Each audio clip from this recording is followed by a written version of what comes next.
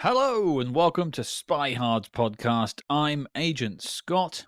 And I'm Cam the Provocateur. And Scott, have you never seen a major take a shower before? No, I've had a major whilst watching someone take a shower before. Is that what was happening when I visited your place? Jesus. That's what the hole in the wall was for. Cue up the Nobody Does It Better sing along from the end of the film. I mean, I was keeping the British end up. That's right. There you go. Well, speaking of keeping the British end up, we have been at this, rogering away for 5 years here on Spyhards podcast, and we're about to hit our 5th anniversary in August, and we had this film coming up that we're about to talk about, and I thought, let's go big. The film itself, you clicked on it. It's The Spy Who Loved Me. It might be Roger Moore's best Bond film, and we'll get into that. We've got a great review coming up with Scott Mantz, big fan favorite, and we love having him back on the show. But Cam, how are we actually celebrating? What's different this month for The Spy Who Loved Me? Well, we are calling this month The July That Loved Me. Or what was our alternate title, Scott? The Spy Who Loved July? Not as catchy. I don't know. I think both have like their merits because you want spy in the title. So like, how do you keep that? The July Who Loved Me. Like, who?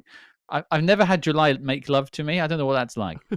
I feel like both attempts at a name for this month are close to working, but ultimately falling short at the finish line.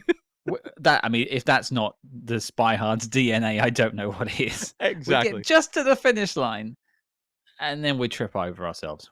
That's right. We got a lot of bruises from this 5-year journey.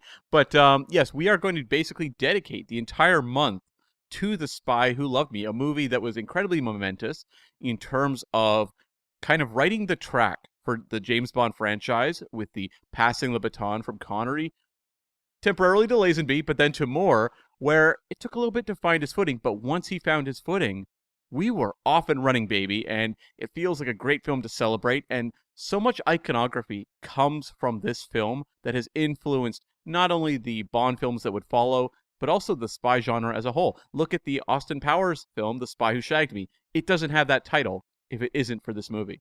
Or The Spy Who Dumped Me, which came later on. Yeah, exactly. I mean, there are variations on the title. The theme song is still played constantly on adult radio. When was the last time you listened to adult radio? You sound like a golden oldies kind of guy these days. Well, the problem is my workplace plays these songs over and over and over, so I'm very happy when I hear a Bond song mixed into the other drivel. That's fair. It certainly beats Mariah Carey's All I Want for Christmas Is You. Which my workplace would not pay for. So Oh, you got away with it. Wow. They were like, Bing Crosby and nothing else, folks. Shut the hell up. Happy holidays. I used to work at a popular high street chemist here in the UK whose name rhymes with Oots. And but there are other chemists out there, and for some reason they must have got the rights to Flow Rider's Low. Oh, okay. And boy, did they milk that license. I think that summer it was every second song was Flow Rider Get Low. Lovely. And I felt low by the end. I mean, my work also buys a lot of bad covers, basically cheap covers of popular songs. So you'll hear like Rihanna's Umbrella start, but you're like, that doesn't sound right. And then invariably it's like the Walmart Orchestra performing it.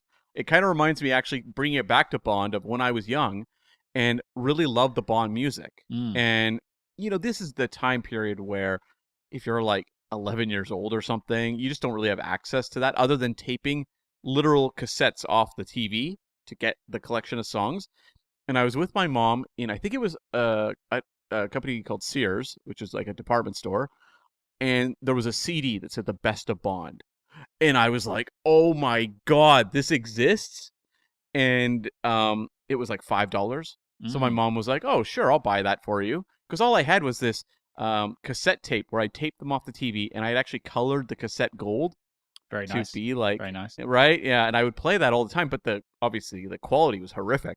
And so I bought that CD. I was so excited. I brought it home. I was in the backyard. I don't remember what I was doing, pressed play, and what followed was all covers of Bond songs done by the cheapest no-name artists you could imagine. I'm just picturing like Carly Simon's "Nobody Does It Better" with a kazoo somewhere.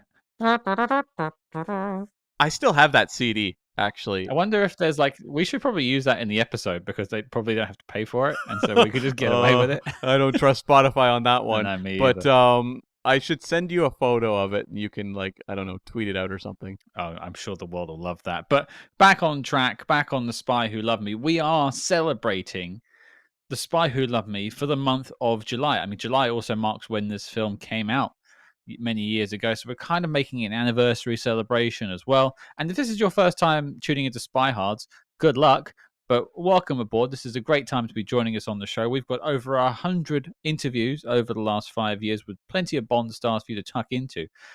But the way we're celebrating The Spy Who Loved Me is with a very powerful 4 names. And I'm going to tell you this a bit now, and we'll talk about it more at the end of the episode.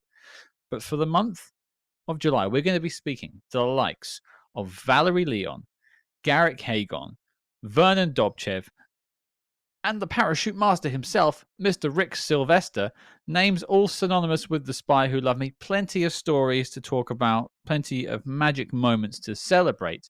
But I think how we do that first is by talking about the film itself. Cam, without further ado, let's get to it. Nobody does it better. It's The Spy Who Loved Me.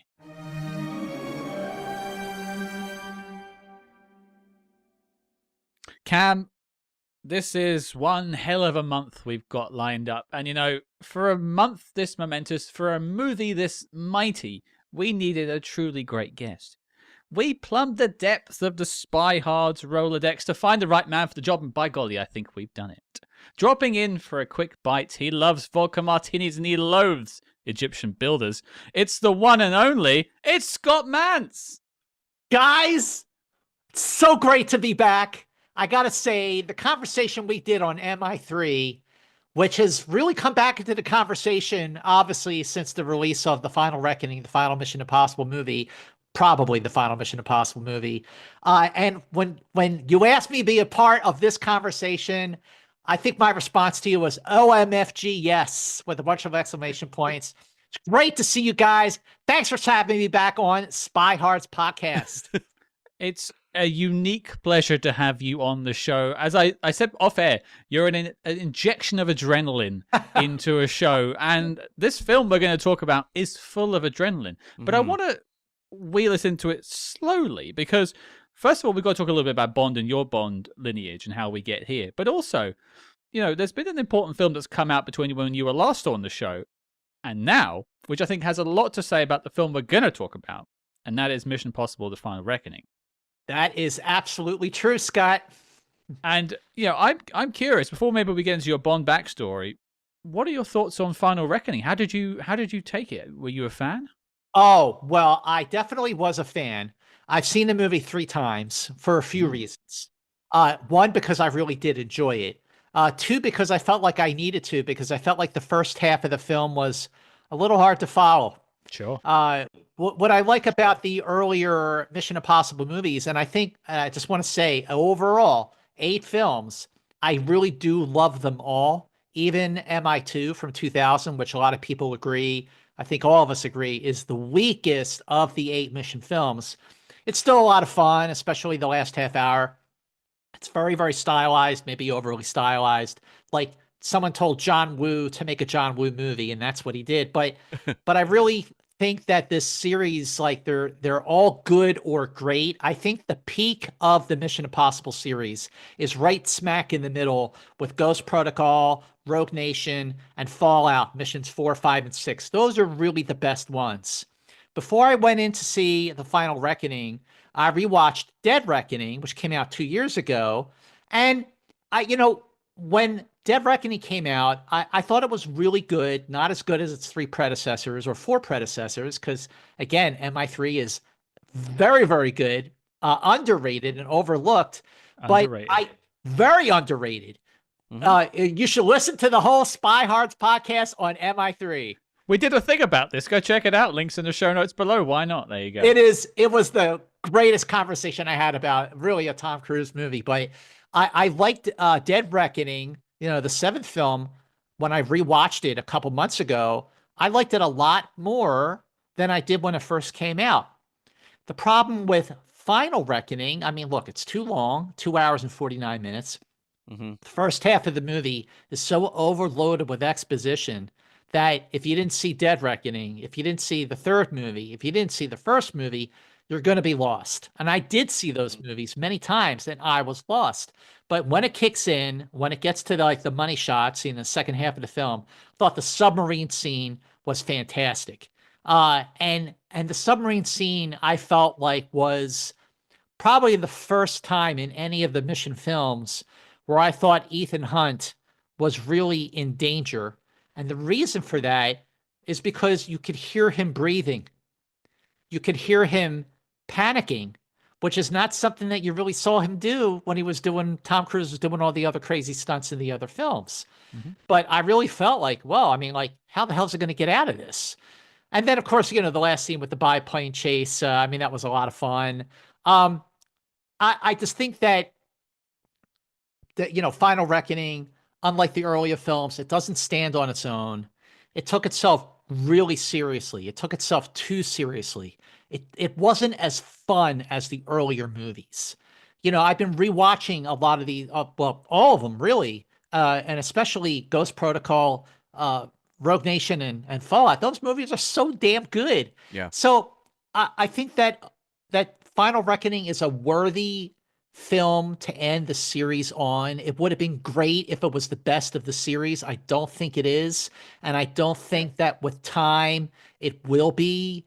But it's certainly, to see the arc of Ethan Hunt go from this cocky kid, sort of in the first movie, where he's sort of playing a variation of Maverick, because he's so cocky and everything. But that was Tom Cruise back then. So to see his arc of his character, I really did. Overall, I liked the film. I wish it was better. But what did you guys think? I mean, we've both gone on record a little bit about it. I think what I will say is, of all the franchises that have spent the time to earn a moment of taking themselves a bit too seriously, I think Mission is up there. Yeah. I think I completely agree. It's overloaded with exposition. You could cut 20 minutes out of it and you wouldn't miss it. Right. Maybe shots of people saying about how good Ethan Hunt is. Maybe we could leave that to one side because we know. But I think you still go, like, look at that biplane sequence, look at that submarine sequence. Only Tom Cruise could achieve that. If this is the end for him, what a note to go out on. Is it a perfect note? Maybe not. Is it a seventh note? Yes, but a seventh sounds good too, baby. And sure. Yes, so why not? Why not? Yeah, agree completely. Yeah, I was a little more of the Debbie Downer on that one, where I just found the self-seriousness and exposition bombs just overwhelming to the point where I said, I'm just, unlike the rest of the movies, I'm not having fun for big stretches of this movie. And obviously the biplane sequence is incredible. The technical aspects of the submarine swimming experience, I've never been a big fan, I think, in Mission, of the underwater stuff. I didn't think the stuff in Rogue Nation was as strong as the kind of pre-hype was, where I watched it and said, well, it was okay. And I think the submarine stuff is, I think, a better delivery of that type of sequence. But it was kind of like the bigger picture. I felt a lot of, and you must experience this yourself, how many movies now go with the big bloated approach to these films, where it's suddenly like a nearly 3-hour runtime, and you go, it's, when I look at a lot of the great movies that I love, and this makes me sound, older to be saying this, but you look at movies like the original Star Wars films or Jaws, Star Trek 2, a lot of the Mission Impossibles, they have like a 2-hour runtime. They have a really strong pace. Yeah. And when you get to the end, you feel like you've been kind of caught by the back of your neck and carried on an adventure, versus these kind of more lumbersome approaches we get now. You know what, Cam, you're absolutely right. In addition to the films you just mentioned, which have very lean running times, I think the perfect example of a film that has everything, really everything, but doesn't wear out its welcome at all, it's just right, is Raiders of the Lost Ark. That movie is just under 2 hours, and it gives you everything. And it gives you a tightly plotted story that's full of adventure and romance. And I think what happened with the Mission films is as you got to the end, and as Tom Cruise and Christopher McQuarrie thought, okay, let's make the last two films a two-parter and really go out, swinging. And it just was too much. Like, it just got a little full of themselves. They forgot what made the previous couple of movies just so absolutely perfect for the series. I mean, they definitely were fun. I agree with everything that both you guys are saying about the films. Cam, I think overall I liked it a little more than you did, but I still agree completely with your criticisms about it, that it just took itself so seriously. Like, where's the fun? I mean, the other films were fun. Even Dead Reckoning, the scene with the jump and the parachute, that was the stunt that everyone was talking about. But the best part of the film was actually the train sequence in the last 25 minutes of the movie. That was fantastic. And yeah, I mean, everyone was talking about the biplane scene in Final Reckoning, but I thought the submarine scene just really, I felt more vested to it, because you could hear Ethan Hunt panicking because of the air breathing and everything. The only other thing I'll add about Final Reckoning is I wish they had targeted the exposition time appropriately, because the problem I think a lot of people have encountered, including myself, is I got to the point where I needed the bathroom, and that's when all the fun started. And so I'm like, I'm stuck here now. I'm just going to have to wet myself on the chair. That's great. Sorry, theater staff. Got to wear a diaper watching the Final Reckoning. That's what I call a Final Reckoning. I won't make it through that. My ego certainly didn't. But let's pivot away from Mission, but I think we might come back to it just a little bit. Yep. James Bond. Now, we spoke a little bit about that with you last time we were on, talking about spy movies that you loved. But we're going to guide gently into this week's film. And I know it's very important to you. So where does your love of James Bond come from? Where did it start for you? Oh, Scott, that is such a great question. And really the reason that I was so super excited to see you guys again and talk on Spyhards podcast, because James Bond means as much to me because of when I discovered the series, when I discovered him, because it was right around the same time, literally like within a couple months of when I discovered Star Wars. I mean, that year, 1977, was an exceptional year for movies, because you had Star Wars, you had James Bond, you had The Spy Who Loved Me, and then you had later that November, Close Encounters of the Third Kind. And I think all three of these movies are absolute game changers.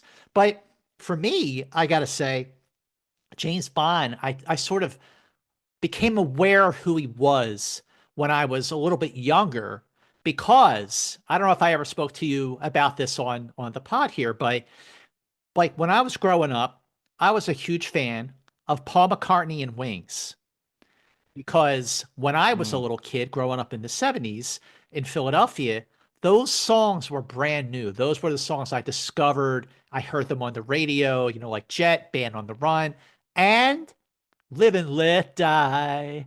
And I love that song. And, I had the 45 and I played it all the time. And my dad said, you should see the movie. And I said, what movie? He said, this one, the song that you're playing. I said, oh, and, it already had come and gone from theaters. So, that was that. But when it came time to see my first James Bond movie on a big screen. So here we are, it's 1977. I was 8 years old.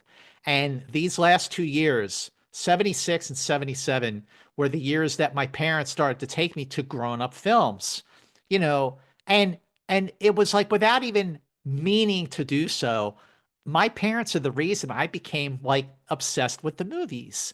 I remember in 76 when I saw, the King Kong version produced by Dino De Laurentiis. I mean, that movie just like rocked my world. I think it's still a great film that holds up. Great score by John Barry. And then Rocky came out in 76, and then 77, like they took me to see Star Wars at the Eric Fairless Hills, just outside Philly, north of Philadelphia. And then 2 months later, they took me to see The Spy Who Loved Me. So James Bond, like right at that year when my world opened up to movies, to this galaxy far, far away and to James Bond. And they took me to see what is, without question, the very, very best James Bond movie that Roger Moore ever made. So great that even Roger Moore had hailed that of his favorite of his movies that he did.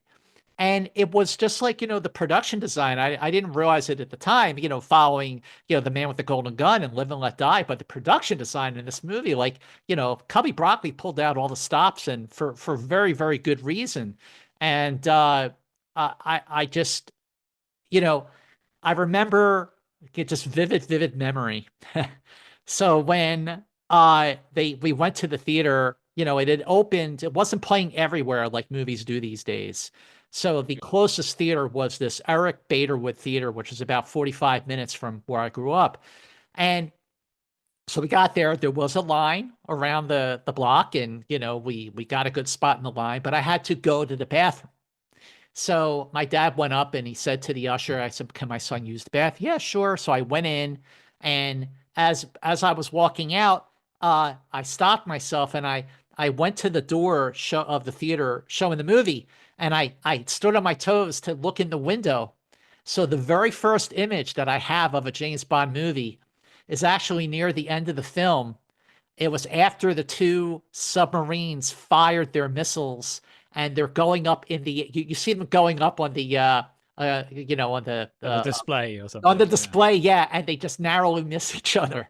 And that was the very first image that I ever saw of a James Bond, because I didn't know what it meant, until I saw the film. But it's just such a vivid memory. The theater, it was a theater that only showed had two houses, and there was a line of people around the block just to buy the tickets because you couldn't get tickets in advance. But I just remember everything about the film, sitting with my parents, and my mom, after the movie's over, we're walking out to the car, and she's singing the song by Carly Simon, which, as much as I love Live and Let Die because I'm a big Paul and Wings fan, I think The Spy Who Loved Me is the absolute very best James Bond theme, because it speaks to everything that James Bond was and still is. Nobody does it better. It's the antithesis. It's the peak. I have to sort of pinch myself and remind myself just how important Bond can be overseas. Sometimes I get very Anglophiled about this whole thing, and it's very British. And just hearing you talk so passionately about going to see it with your parents and how much of an imprint that had. I mean, the three of us bonded about Star Trek many years ago. We're big Trek fans, so that's how we sort of met. And that was my first film was Star Trek 6, which we spoke about on the show recently. And the first experience in the theater was seeing Kirk go fire and just pump up against the screen. I'm like, hell yeah. I love that film because of it. And it's something about that sort of nostalgia and that sort of first early experience is really tied into it. But it's so great to hear that Bond had that effect in Philadelphia, in other continents across the world, not just in the UK. And it's always good to remember that. I'm just thankful that your first Bond movie wasn't The Man with the Golden Gun, coming off of the excitement of Live and Let Die. You might have been like, Spyhards wants me to review a Bond film. I'm out. Well, you know what, Cam? I would have done The Man with the Golden Gun. I don't think that any of the Roger Moore movies are bad, except A View to a Kill. I'm not crazy about that one. Sure. But I think Octopussy is the Mission Impossible 3 of the James Bond franchise. I think it's very underrated. It holds up really, really well. And I think that For Your Eyes Only, actually, while I think that The Spy Who Loved Me is Roger Moore's best James Bond, what I love about For Your Eyes Only was that after this spectacle of Live and Let Die, but especially The Spy Who Loved Me and especially Moonraker, that they pulled a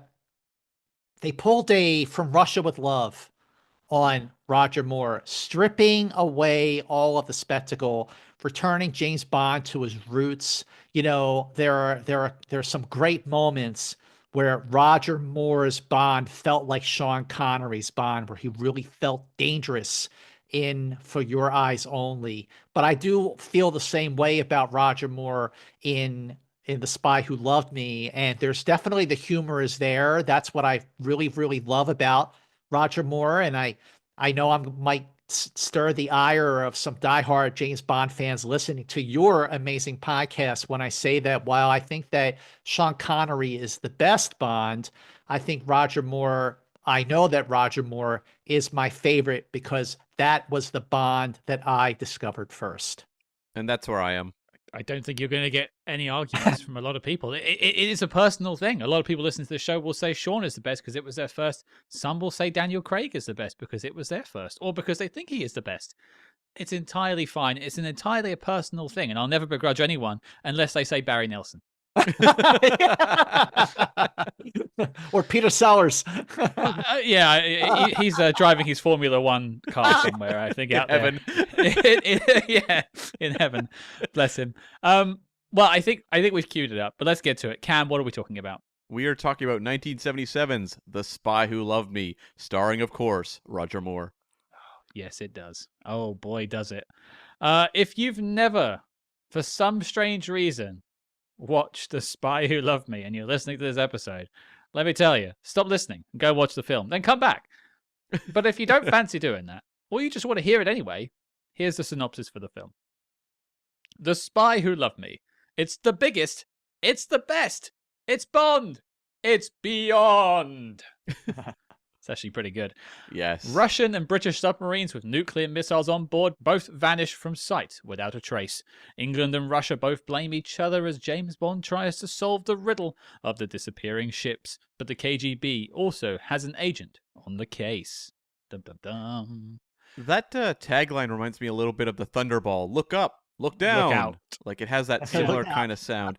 Yeah, look out. And it has that, these are both big Bond movies in terms of their productions versus like the smaller scale ones. Well, the question I usually ask at this point is like, what was your first experience with this film? And Scott, we sort of chronicled it with yourself, and I'll make it very easy. Mine was just on British television. When I was growing up, every bank holiday you would get a Bond film, and lo and behold, I've definitely seen this film as a kid. I definitely remember the Liparus boat and all that sort of like model work because I was a big Jerry Anderson fan growing up. So all that sort of stuff really speaks to me. Thunderbirds, I'll go, baby. But Cam, we don't have your story. Why don't you fill us in? So this was one of maybe like it's probably the third, fourth Roger Moore film I saw. We started, of course, with View to a Kill, where you want to start. And that's right. And so my parents would rent them for my sister and I to watch. And so we'd watched Octopussy and Moonraker at this point. Really like inverse quality, aren't you? Like it's sort of like imagine the peak you've got to now though. You're like, oh, okay, Moonraker, yeah, sure. And then this. But it's like that era where you would just go to the video store and grab a random one. It wasn't like, I need to see them in this sequence. It was like, well, there's, one on the shelf and that's the one we're grabbing. Yeah. So, I was really into them. I loved Octopussy in particular when I watched that one. But we finally rented this one, and it was everything I could have ever wanted at that age of about probably 10 or 11. And the fact it had sharks. It had, the character of Jaws with the metal teeth. It had wall-to-wall action, a big shootout on like a, villain base. It just was like James Bond crack, basically. I was like, oh my God, are there more of these? And I think the next one I watched was The Man with Golden Gun. Speaking of, what a whiplash. So, I was like, take that out of my veins, please. I've had enough, actually. Yeah, I'm full. Yeah, it made me realize like that this one really was very special. Mm-hmm. And it was kind of something I chased from that point forward, which was because we would finish the Roger Moore films and then I would be exploring more of the Connerys and the Daltons and things like that. And it was always like this was kind of my high ideal of what a Bond film could be. Exactly. When you're watching the Connery films, the first few are a little I want to say dialed back compared to what we would experience from just a typical James Bond movie. I know a lot of people feel like Goldfinger is one of the very best Bond movies, and it is for sure. But I love From Russia with Love because it's even more dialed back from Goldfinger, but it's still sort of laid the foundation for all that was great about Bond, and that you have a scene in The Spy Who Loved Me that took place on a train, just like From Russia with Love did, and just like Mission Impossible Dead Reckoning did.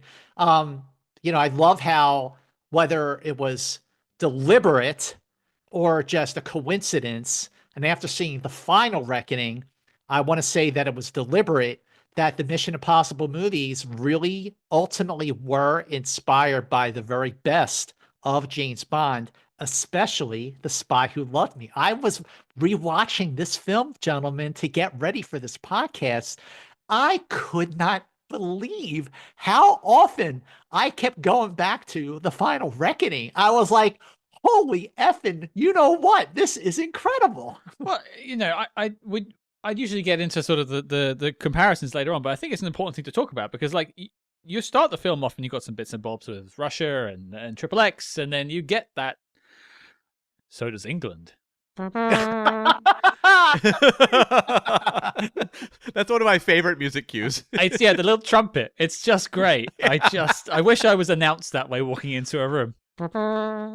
Perfect. Yeah, the only thing that's close to that is the "Make Your Choice" in "Live and Let Die," which the music echoes exactly Bond saying "Make your choice." That's the other one that jumps to my mind. Yeah, I'm more of a trumpet guy. That scene is great. That scene is great. James, I need you. And he's like, puts his goggles on before he skis out the door. So does England. And you're going, woohoo! Let's go for a ride. wish he had a better snowsuit, but Well, hey, it's stylish at the time. But yeah, you have that great ski chase, and then you get that jump. And I was watching that today, preparing for this, and I was like, this is a giant stunt.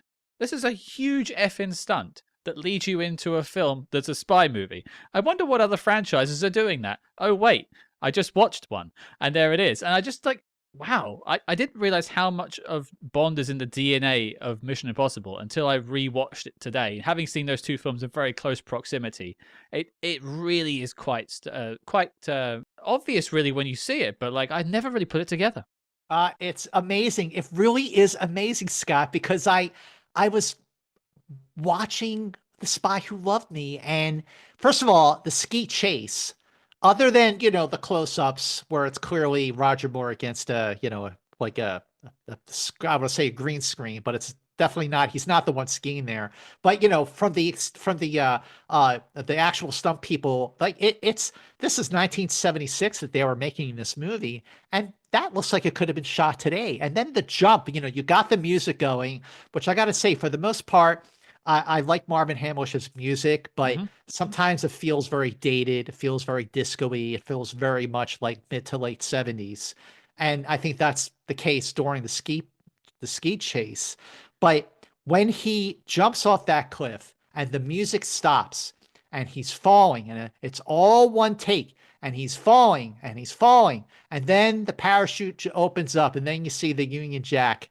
And you go, oh my God. And then it goes right into the opening credits. But I went, oh my gosh, Dead Reckoning. You mean to tell me that Tom Cruise and McHugh didn't say Spy Who Loved Me? And they looked at each other and said, yes, they must have done this. Because it's the same thing. When Ethan Hunt rides the motorcycle off the cliff, the music stops. I mean, it's amazing. The comparisons are incredible.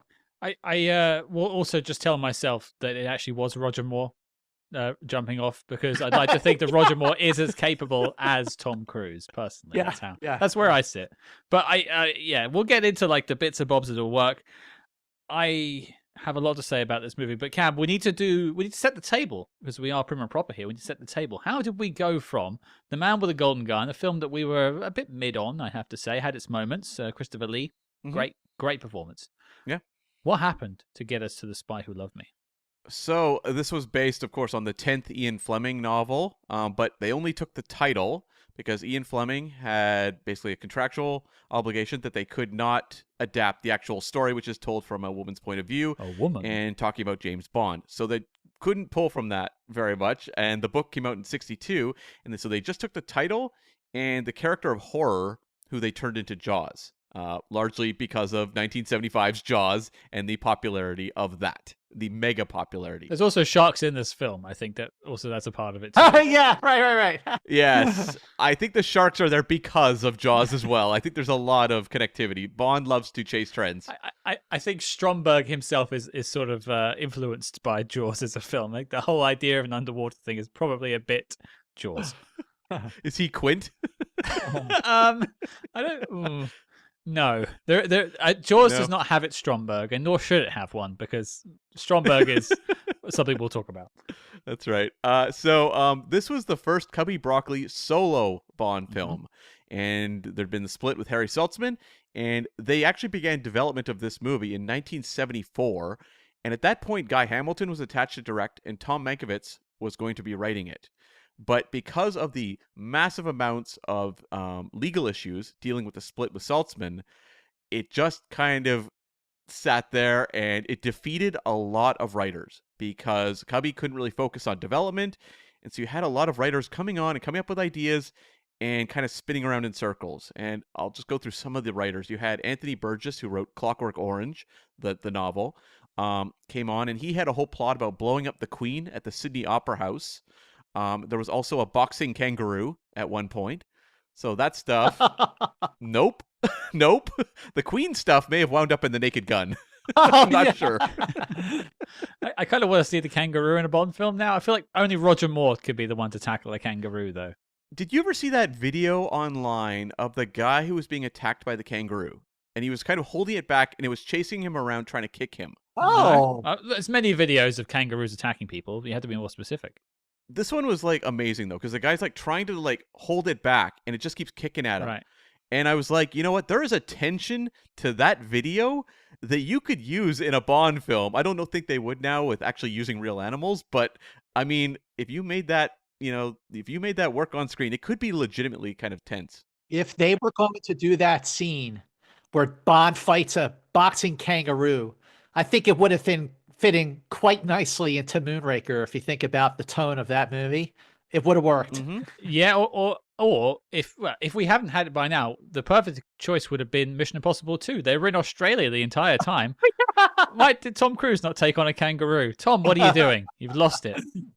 Yep. Some of the other writers, they brought on John Landis, who, of course, would go on to become a big director and work on movies like Animal House and, my God, trying to think, Spies Like Us, we actually reviewed that he directed. With a Paul McCartney connection there as well. There you go. Yep. It's like us. Not his best. No. This was him coming in just after the movie Schlock, which was sort of a compilation of B-movie spoof stuff. And it was before Kentucky Fried Movie and Animal House. And he came up with kind of a comedy Bond movie that featured the Pope and was set in Latin America. Oh, jeez. I'm glad we ended up where we did. Yeah. Well, I can't imagine Cubby Broccoli reading that going, yeah, no. No. Ronald Hardy, who was an English novelist who was referred to as Graham Greene's #1 disciple, came on to give it a crack. Nothing happened there, and the details of which were not known. Jerry Anderson was also dabbling with it because of his Moonraker script, which had elements that wound up in this film, which Scott... And you can, you can hear all about that script, a long-lost script, in our interview with Jamie Anderson, his son, where he revealed all the secrets of that, and has only ever spoken about it once, and that's to us. So if you want to hear about that script, and it's nuts, go listen. Oh, my God. Wow, I got to listen to that. So there was also Cary Bates, who was a comic book writer, who came up with the Tatiana Romanova Bond pairing. Okay. So you had kind of the agent and Bond, like you're bringing back a character from Russia with Love, but you would have had a similar dynamic as here. So that's where that sort of starts happening. And the plot would be about them stopping Drax. They were going to use Drax from Moonraker and Spectre, and it would feature subs and a secret base in Loch Ness. Okay. So there's bits and pieces. We're getting closer. Yeah. I assume you mean sandwiches, though, right? Not Marines. That's right. He'll be eating sandwiches in Scotland. And then there was Tony Barwick, who was a British writer who worked on shows like Thunderbirds, UFO, and The Persuaders. Came up with story elements that involved submarines again, a female Russian spy. So you can see there's kind of like they're picking up the breadcrumbs. And it would also feature a circus troupe featuring KGB agents and human pyramids, which I would say wound up in Octopussy. I think it did. Oh, yeah. Good point. Very good point, Cam. Did Bond get into a gorilla suit, though? That's the question I need answered. Well, that's always the question. He was in a kangaroo suit, actually, in the script. He was in the pouch. That's right. A kangaroo. And Oh, so- oh my. Because the development was just spinning around in circles, Guy Hamilton left, and Mankiewicz would bail a little bit later to work on Superman the movie. Mhm. And in that time, the legal issues were resolved and focus was restored. So what did they do? They turned back to their tried and true writer, Richard Maybaum, who they'd been working with since Dr. No, and so he was on board, and they also brought on Louis Gilbert. Louis Gilbert did with Twice, and also Moonraker right after this. The monorail trilogy, I've heard it referred to as, which I quite like. Yes, celebrated British director who'd done the movie Alfie with Michael Caine, which was his big kind of breakthrough. But yes, You Only Live Twice was a smash hit. And this was his follow-up to the spy film 7 Nights in Japan with Michael York, which I've added to our master list to review one day. Oh, okay, that's a new one to me. Sure, I like it. Yes. Does it have a monorail in it though? That's what I need to know. Well, that's the question. We'll have to find out. But the person who had written that film was a guy named Christopher Wood. Yeah. Who was a British screenwriter and novelist, and had basically written some semi-autobiographical fiction, historical fiction, adventure novels, and also humorous erotica. He had done a series of books called the Confessions series. There was Confessions of a Window Cleaner, Confessions of a Driving Instructor, and Confessions from a Nudist Colony. These books took about 5 weeks for him to write, and they were very, very popular. So there is a chance that the cheekiness of these books kind of influenced him coming on board this movie. I absolutely love of all of the anecdotes and trivia that you could find on the writing of this film. That's the bit that you fleshed out in your notes and decided to talk about for 3 minutes. That's the confessions of Cam Smith right there. I will also note they actually turned 3 of the novels from the Confession series into films. So, homework, everyone. You've added them to our master list as well, I assume. Of course, yes. They were cranked out between 74 and 76. Cranked out was probably the wrong word there. Jesus. And Christopher Wood would actually go on to work on Moonraker as well. And he was the one that came up with the Union Jack parachute idea. Genius. Ooh, genius. Everybody applauded. I remember everybody applauded when that parachute opened. Mhm. And this is in American theaters in 1977. I mean, it was incredible. Yeah. And so this was supposed to feature Spectre. You had the villain was supposed to be Blofeld, but because of the ongoing McClory legal issues over the rights to that part of the Bond universe, that had to be scrapped, and Stromberg was created instead. When it came to casting, the Triple X character was actually very difficult for them to cast. They went through a number of people. Catherine Deneuve was someone who flitted about and was actually kind of interested, and then it just never quite worked out. Swiss actress Marta Keller, who was in Marathon Man, was also considered. French actress Dominique Sanda, who we actually reviewed in the movie Macintosh Man. Oh, yeah. Was also someone who was up for it. She was good, actually. She was good. And Lois Childs, they actually wanted. And Lois Childs had actually retired at that point in time. She was having, I think, some difficulties in her personal life and had taken a step away from making movies. And so they couldn't get her. But, of course, 2 years later, they'd have her in Moonraker. Wow. Well, I mean, look, you know that Stromberg and Drax probably were best friends growing up. And then Stromberg started saying, I really am into this, destroying the civilization and taking it underwater. And Drax says, no, you've got it wrong. It's got to be in space. They had the same idea. One guy went one direction, the other guy went in another direction, and they both lost. I think Stromberg had already punched his ticket when he realized his hands were webbed. Yeah. I can't really go to space with these. I'm going to go underwater. I think it's probably best. I like to think that Drax read the newspaper story about Stromberg and was like, amateur. I can beat this guy. Guys, I know you'll appreciate this. There are a few Bond films, like when you look at the very greatest of the very best Bond movies, there's always something that, oh, too bad it wasn't this, or too bad it wasn't that. For example, for On Her Majesty's Secret Service, too bad it wasn't Connery. That would have made it Yeah. probably the greatest Bond movie ever made. With The Spy Who Loved Me, I felt like, damn, too bad it wasn't John Barry. Mm-hmm. John Barry is this, without question, no disrespect to Marvin Hamlish at all. He was nominated for this. So was the song. So was the art and set direction. But I just felt that there were times when the score just veered too far into the times, and now is what makes the film feel a little bit dated. You know, the sort of cheesy, disco-y kind of sound that you hear. But John Barry's scores are timeless. John Barry's score for Moonraker is one of his best scores, I think. Not just Bond, but overall. I mean, the score can make such a huge difference. Like, you know, you've got your poster for Star Trek the Motion Picture in the background there, Scott. One of the reasons I fell in love with that film in the first place is because of Jerry Goldsmith's score. And I just rewatching The Spy Who Loved Me, I went, damn, if only John Barry did the score for this one, it would have like been even better than it is, I think.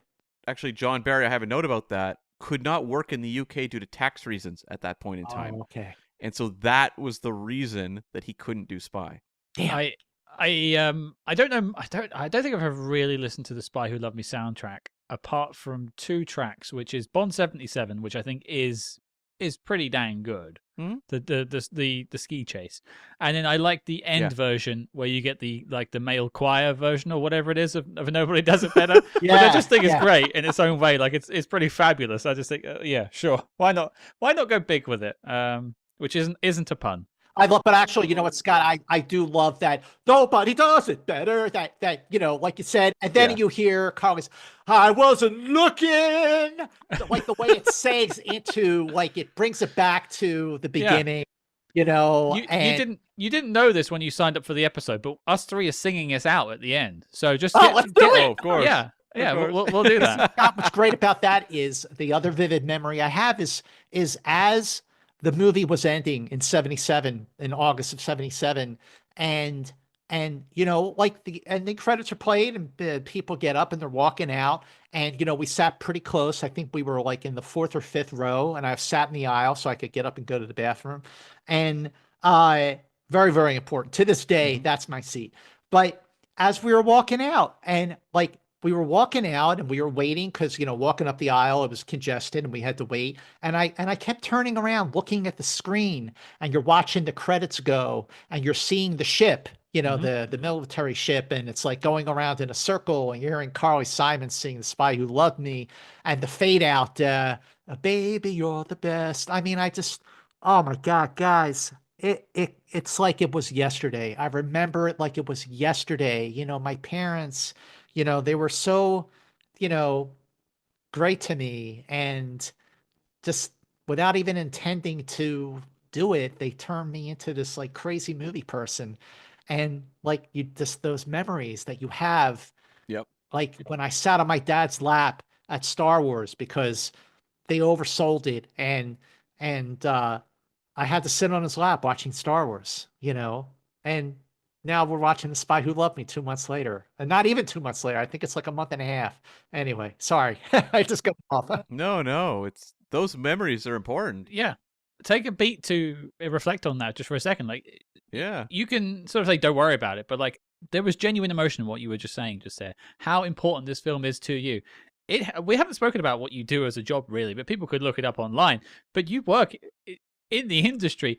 This film, this silly little spy movie, in many ways a fabulous one, but silly, has affected your life in such a positive way that it has manifested what you have gone on to do and work in and be around. And is that fate? I don't know, but like it's magical is what it is. It was a divine intervention, and you know, certainly meant to be that this you know, kid growing up in Philadelphia would you know, move to LA 34 years ago. And you know, I remember when I was doing a conversation, it was like right still, like we were kind of, I think we were still in the lockdown or coming out of the lockdown, and you know, a lot of these Q&A conversations were still being conducted over Zoom, or to just kind of keep everybody safe. But I was asked to do a big Q&A for No Time to Die with Barbara and her brother, and with Daniel, with the director, with Anna de Armas, and Geoffrey Wright. It really was like the Brady Bunch. There were nine faces, and I remember, and Daniel Craig could not have been nicer, because we had signed on earlier and we were just chatting. So when we got into the Q&A, could not have been nicer. But I remember thinking, God, while in the moment hearing like them talk about the film, and I just thought, if you would have told me when I saw The Spy Who Loved Me with my parents in Philly that I'd be doing this conversation with, Daniel Craig and Barbara Broccoli, I never would have believed it.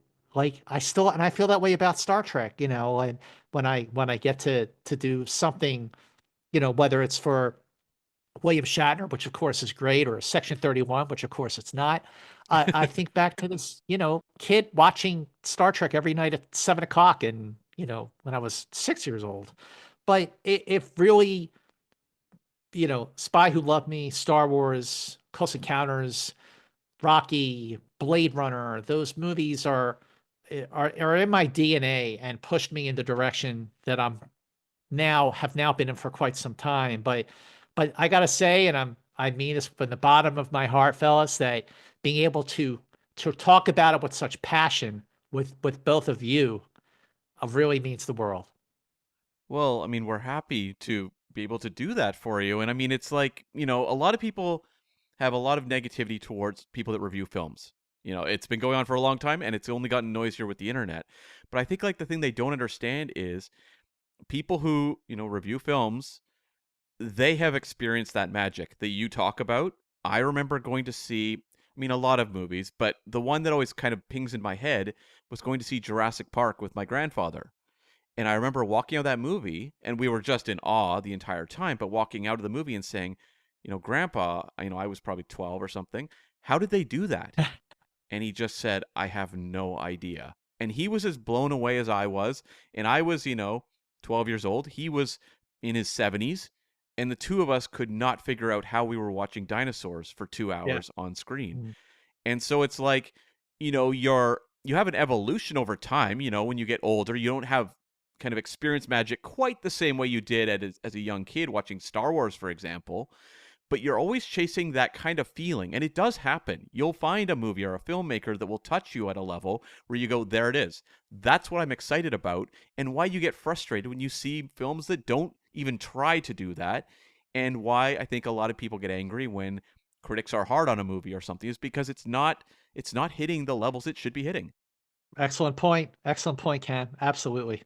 So, to kind of awkwardly seg us to the wrap up to the behind the scenes, the budget for this movie was $14 million. Domestically, in North America, did 46.8, international 138.6, for a worldwide total of 185.4.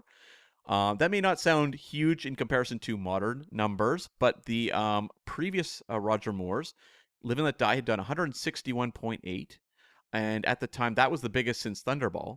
And then you had The Man with the Golden Gun did 98. Oh. So this was basically double what Golden Gun had done. Right. And when you look at the top 5 for this year, Scott kind of alluded to this earlier. Number 1 was Star Wars, the original.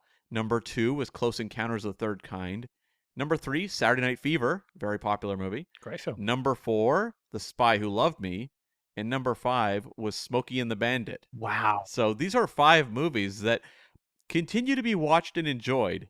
It's definitely been a pretty rock solid top 5. Whereas we've talked about other years where it's like Transformers 4 was the number 1 movie of that year. I mean, like when you talk about, Cam, you're talking about that memory you have watching Jurassic Park in the theater. Sky, like what's that movie theater experience for you that you remember every single minute of that night that you saw this movie? Yeah, it's an interesting question and a tough one to answer, because the early years of my life aren't things I like to go back to very often, if I'm being completely blunt about it, just for other reasons. Yeah. But, and I hate to say like 1998 being the year, and I hate to say a Star Trek film from 1990. Is it 8 or 6? First Contact is... Uh-oh. First Contact was 6. 96. Thank you, 6. So I was like, Insurrection? Oh my God. Yeah, I was going to say. First Contact. Yeah, okay. no. You're First Contact, yeah.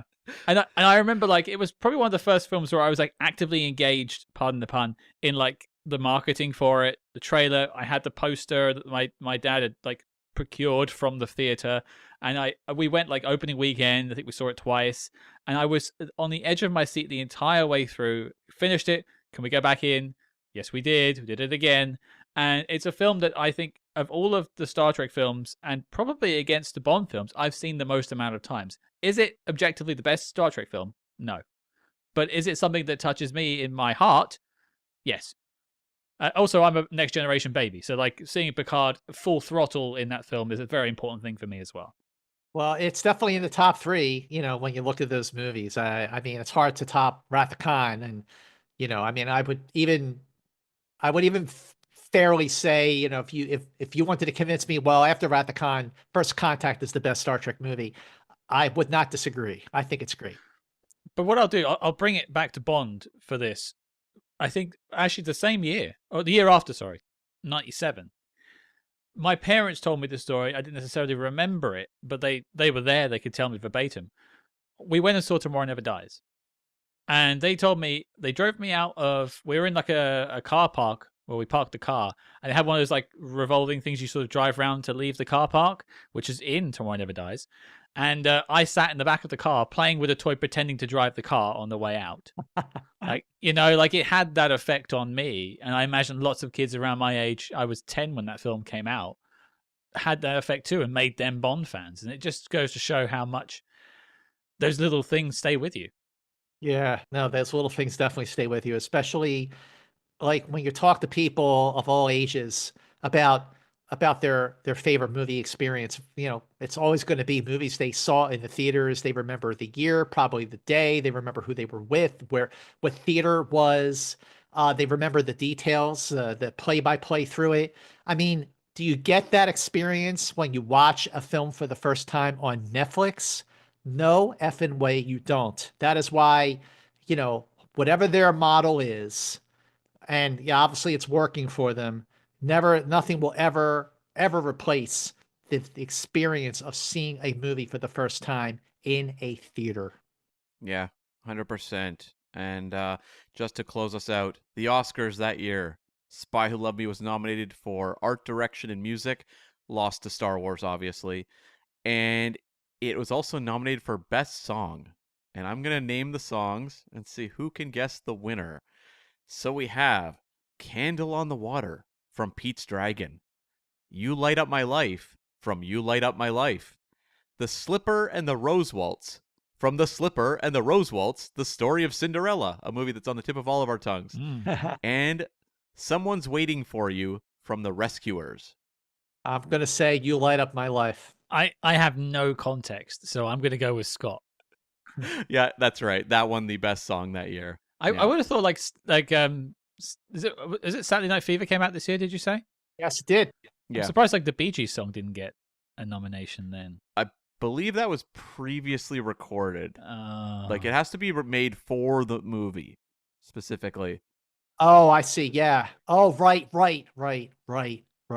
Well, I mean, look, what I remember about You Light Up My Life is the song, not the movie. So that's the only, but I mean, look, whenever they play The Spy Who Loved Me, the song on, I listen to, Sirius XM. I listen to Yacht Rock Yep. all the time. And they play that song all the time. And every single time I hear that piano start the song, I stop what I'm doing. And it's 1977 again. It really is something that a song can take you back, not to a time of your life, but to a movie that the song is in, and you relive it again. Really. Well, I'll lead this into the review, but I'll remind everyone, I spoke about it at the start of the show. This whole month is dedicated to The Spy Who Loved Me, The Spy Who Loved July, The July Who Loved Me, whatever you want to call it. We have a whole cast of people who were in The Spy Who Loved Me. We're celebrating it all month long, as it should. It needs that sort of celebration, a month-long celebration for this wonderful film. But let's talk about it. Scott, you have graced us once again with your presence. You have revisited The Spy Who Loved Me for probably the umpteenth time. Lost count. Yep. The best way to do it. What do you think of it now, and does it still hold up for you? You know, absolutely yes, it holds up. And like, you know, there are certain things that are dated. Again, sometimes the score goes a little too into late 1970s territory, and that, you know, that's fine. But I think the production design, for the most part, is in such a way that you go, this movie cost only $13.5 million to make. Like, all the stuff in the ship, you know, with the submarines, you know, the last 20 minutes of the movie, the shootouts, you know, with the American and the British submarines, soldiers taking on Stromberg's people. I mean, like, that would have cost $200 million right there in 2025 terms. But I think that there was so much about the film that I still think holds up. I mean, all the stuff in Egypt, I think, looks fantastic. What a great use of location. Yeah, it really, and you know, when I was rewatching it, you know, I have seen Spy Who Loved Me many times, but it's been a little while, at least a couple of years. So, you know, when I was watching the stuff in Egypt, I thought, you know, when they're doing that whole presentation about the Sphinx and about the pyramids, I'm like, do they still do that? They do. They do. Yeah. I would go there just for that, so I could like live out The Spy Who Loved Me. The only thing is, it's not Charles Gray reading it out anymore. It's someone else. It's probably not the same music anymore either, but like the way they use that music of that presentation to like reveal Jaws in the darkness, or also when they use it when you have Triple X and Bond fighting some other people, and it's all moodily lit, and you have that music playing over it. It's really ominous and effective, and I'm like, that is a brilliant use of this. I'm assuming popular show in the 70s. Well, okay, so first I want to say, from what I understand, the original director of photography for The Spy Who Loved Me, his eyesight was starting to go, and he was not able to finish the movie. So correct me if I'm wrong, but I believe Stanley Kubrick, because the movie was, you know, filming in Pinewood and everything, and because, I mean, of course, this part was filmed in Egypt, or at least the exterior shots were, that he was the one who suggested the floodlights that reveal Jaws and other parts of Bond and of Triple X as they're going about on their sort of little foot chase there, which I think it like really, really well shot and well directed. And watching it, I still remember how scared I was of Jaws.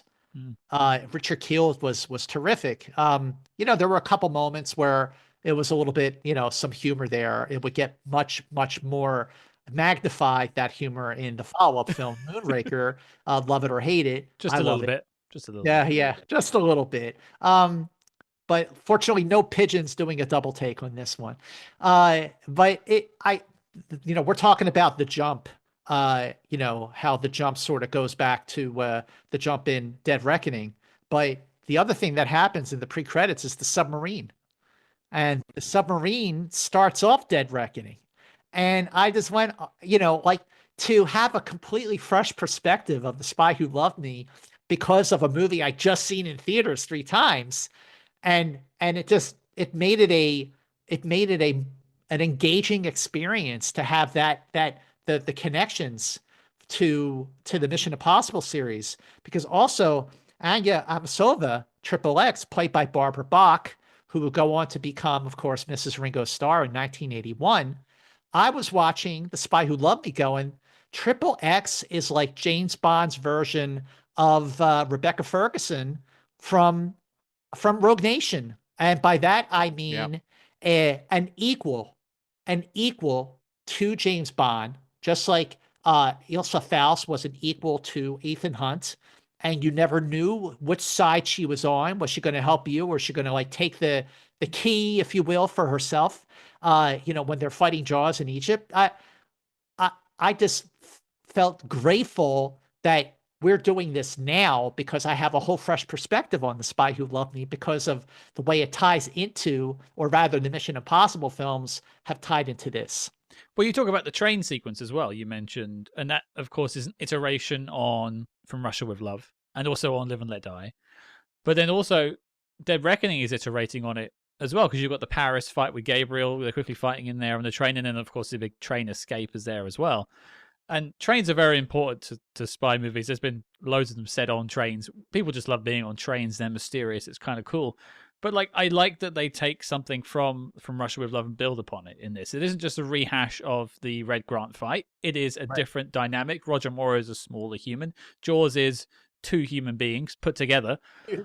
He's huge. And so, yeah, it does look different. It feels different. It plays differently. I mean, I do get mildly annoyed that Triple X is just knocked out and doesn't get to have a bit of that fight. You feel like it would have been cool to have 2-on-1, but it is a very small stage. And on the Triple X front, I mean, we'll talk a little bit more about it, I'm sure, but she's probably one of my detriments, I think, to the film, because I think Barbara Bach is great, but I don't think she's given good enough material to be sort of the female version of Bond.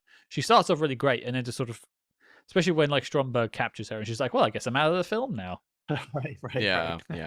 That's very much written from the 1977 point of view. And that's a character they would improve upon in years to come. But I think it's an early strong attempt, and I love the way that they have their banter back and forth. There's so much charm in that moment where they're in the van and Jaws is attacking, and it's just Roger Moore cracking wise and just having the time of his life, but the audience is also laughing and also experiencing kind of the excitement of what is happening, because Jaws is legitimate scary when you first meet him. And I think one of the smartest things, and I was thinking about this when Scott Mantz was talking about the Triple X character, which is one of the smartest things they did in the script for this film, is that we see at the start of the movie that Bond has killed her lover. The fact is that over the course of the film, she knows it and he doesn't. And so it is like that ticking clock suspense of, I mean, it's rare to watch a Bond movie where Bond doesn't know what's going on 100% of the time. He usually knows everything.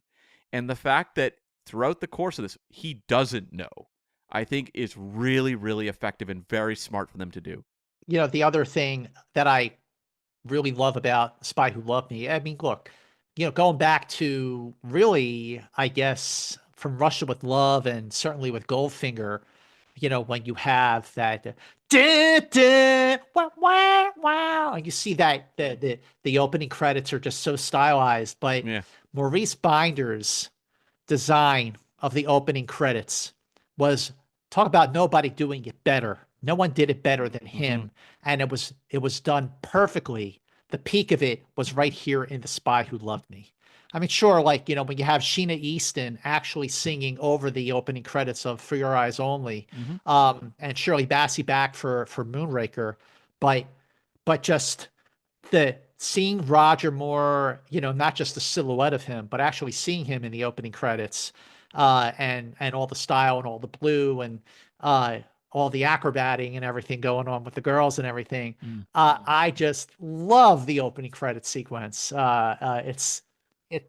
It's been so perfect here that it's been spoofed a million times. But when you go and you see it done right, like it is in The Spy Who Loved Me, you go, there it is. It's the piece de resistance of a James Bond movie. There's that moment where Bond knocks over the Russian lady soldiers that are marching towards him. I can't remember how he does it in the sequence. Yeah. It's just such a Roger Moore thing. He just bowls them over with his charm, basically.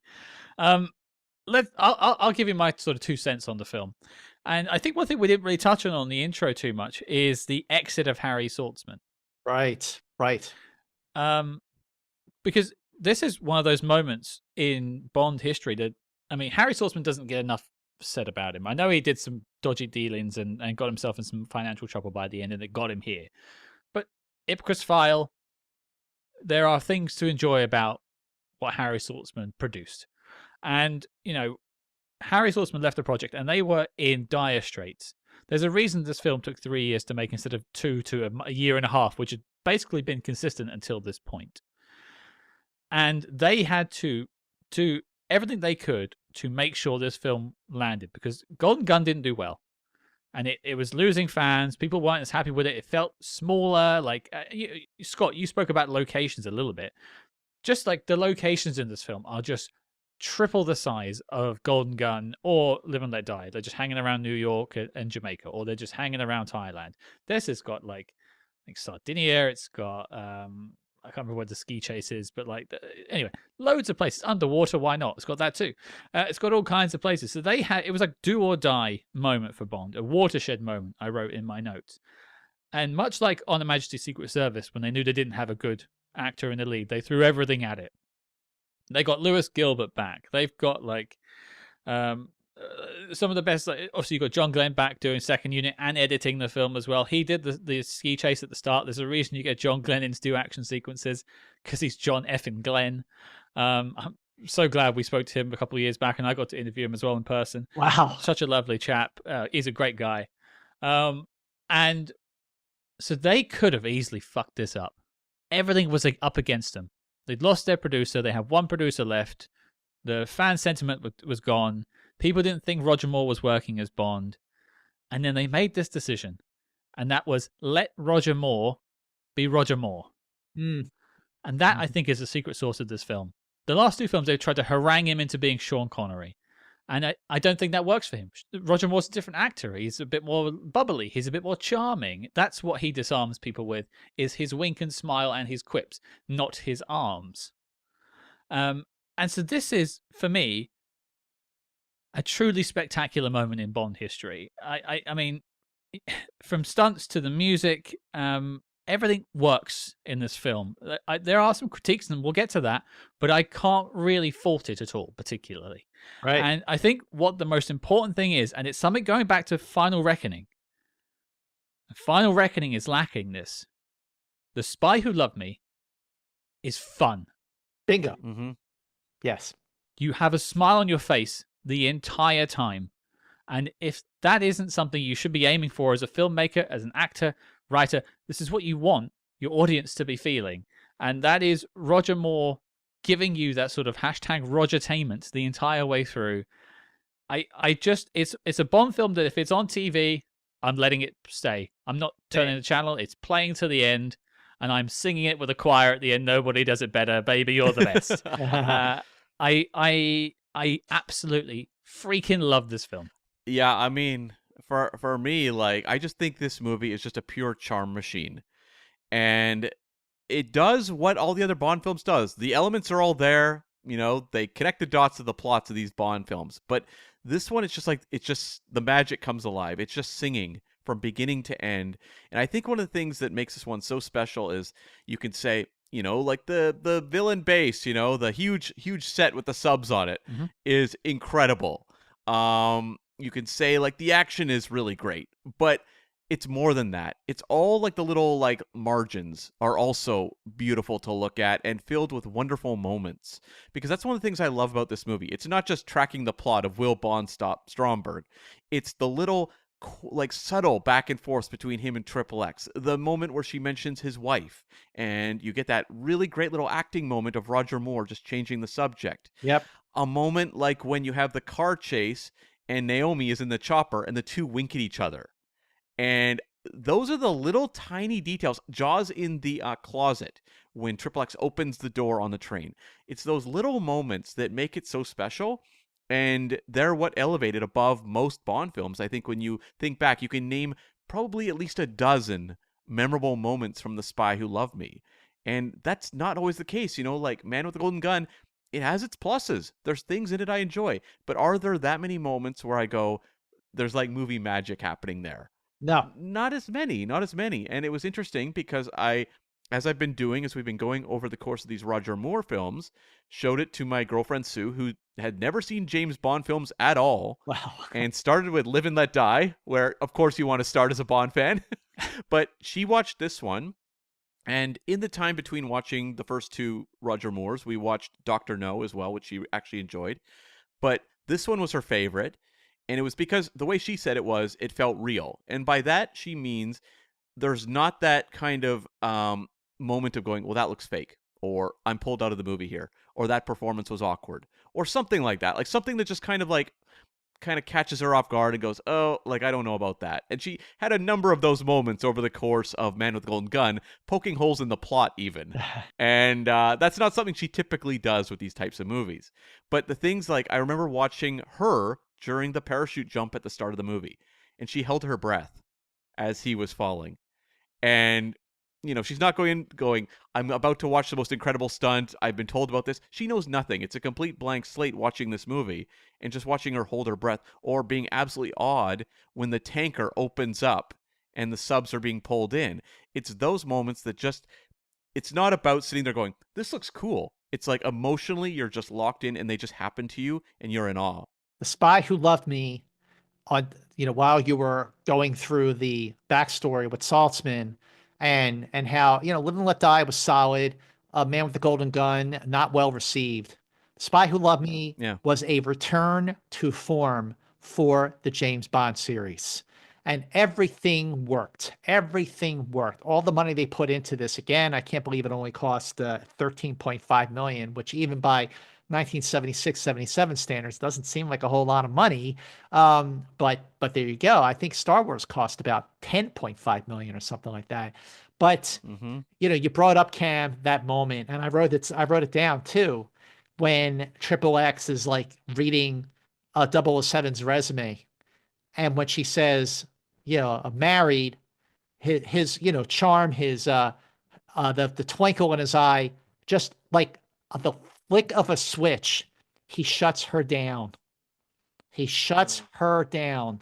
Like, don't go there. You've made your point. Don't go there. Like, that's still, of course, it was a different actor, George Lazenby when he was married and, she died. But it was a great, subtle nod to chronology and canon. But, like, at that moment, it was, like you said, it was a great acting moment on Roger Moore's part to just suddenly switch gears and shut her down and be like, you've made your point.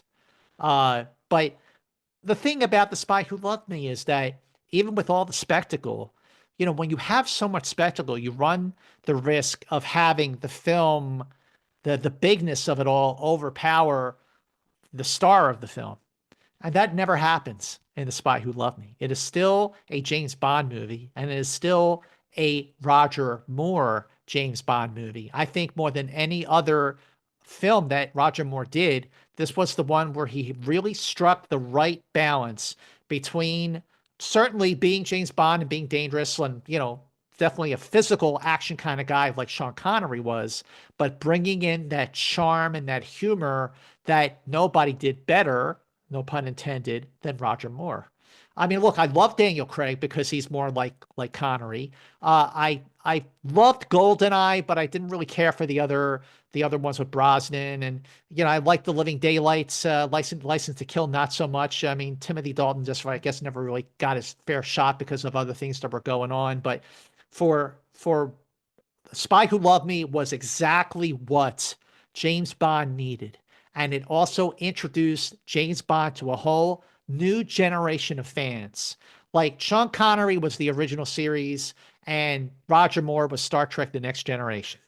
So, well, I'm glad you bring up a Star Trek comparison, because I was thinking actually of William Shatner when I was watching Roger Moore in this film, because people over the many decades ridicule William Shatner as a bad actor. We've heard the impressions a billion times, right? Yeah. And I think Roger Moore is often regarded that way in certain circles as well, where they'll say, well, he was like the clown Bond or whatever else.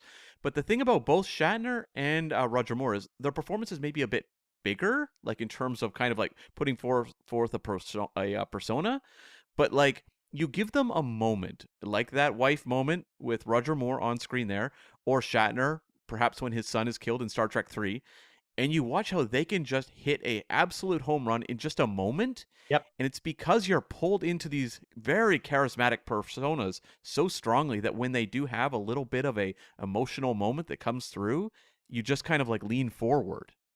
They say imitation is the most sincere form of flattery. So whenever people imitate Shatner or say that he went over the top, I would take that as a form of flattery. And I also want to say that that the first 2 seasons of the original Star Trek series, Shatner's acting is perfect. Yeah. It wasn't really until the 3rd season, when the scripts started to suffer, that he laid it on a little thick, because he was trying to compensate for the drop in quality.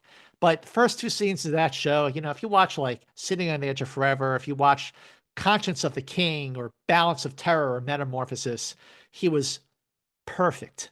And Roger Moore is perfect. He's perfect in this film. It's the quintessential Roger Moore James Bond movie. Everything worked. Even if some of the elements are a little dated now, overall, the whole is greater than the sum of its parts. And it's such a standout.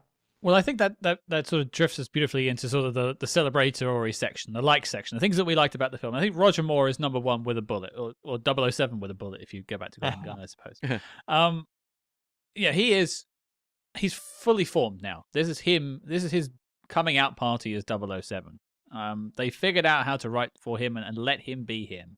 And I think we've spoken enough about that. So what, I'm sure we'll come back to Roger, but Scott, I'll throw it back to you. I'll serve it back to you. Another thing about the film you want to perhaps celebrate. Oh, well, I would say the towards the end of the film, when Bond tells the submarine commander, he's like, I need an hour. He's like, I got 40 minutes. And he says, you got to go back. He's got to get XXX. He's got to get Anya Amasova. And like when he's, gets the gift from Q and it, unloads it. And then the next thing you see him like, on a jet ski over to the Atlantis. I think that the finale, when he goes up in the elevator and, Strowman thinks he's going to like drop him into the sharks and he's standing on the sides and he opens the door and he's, got his weapon drawn.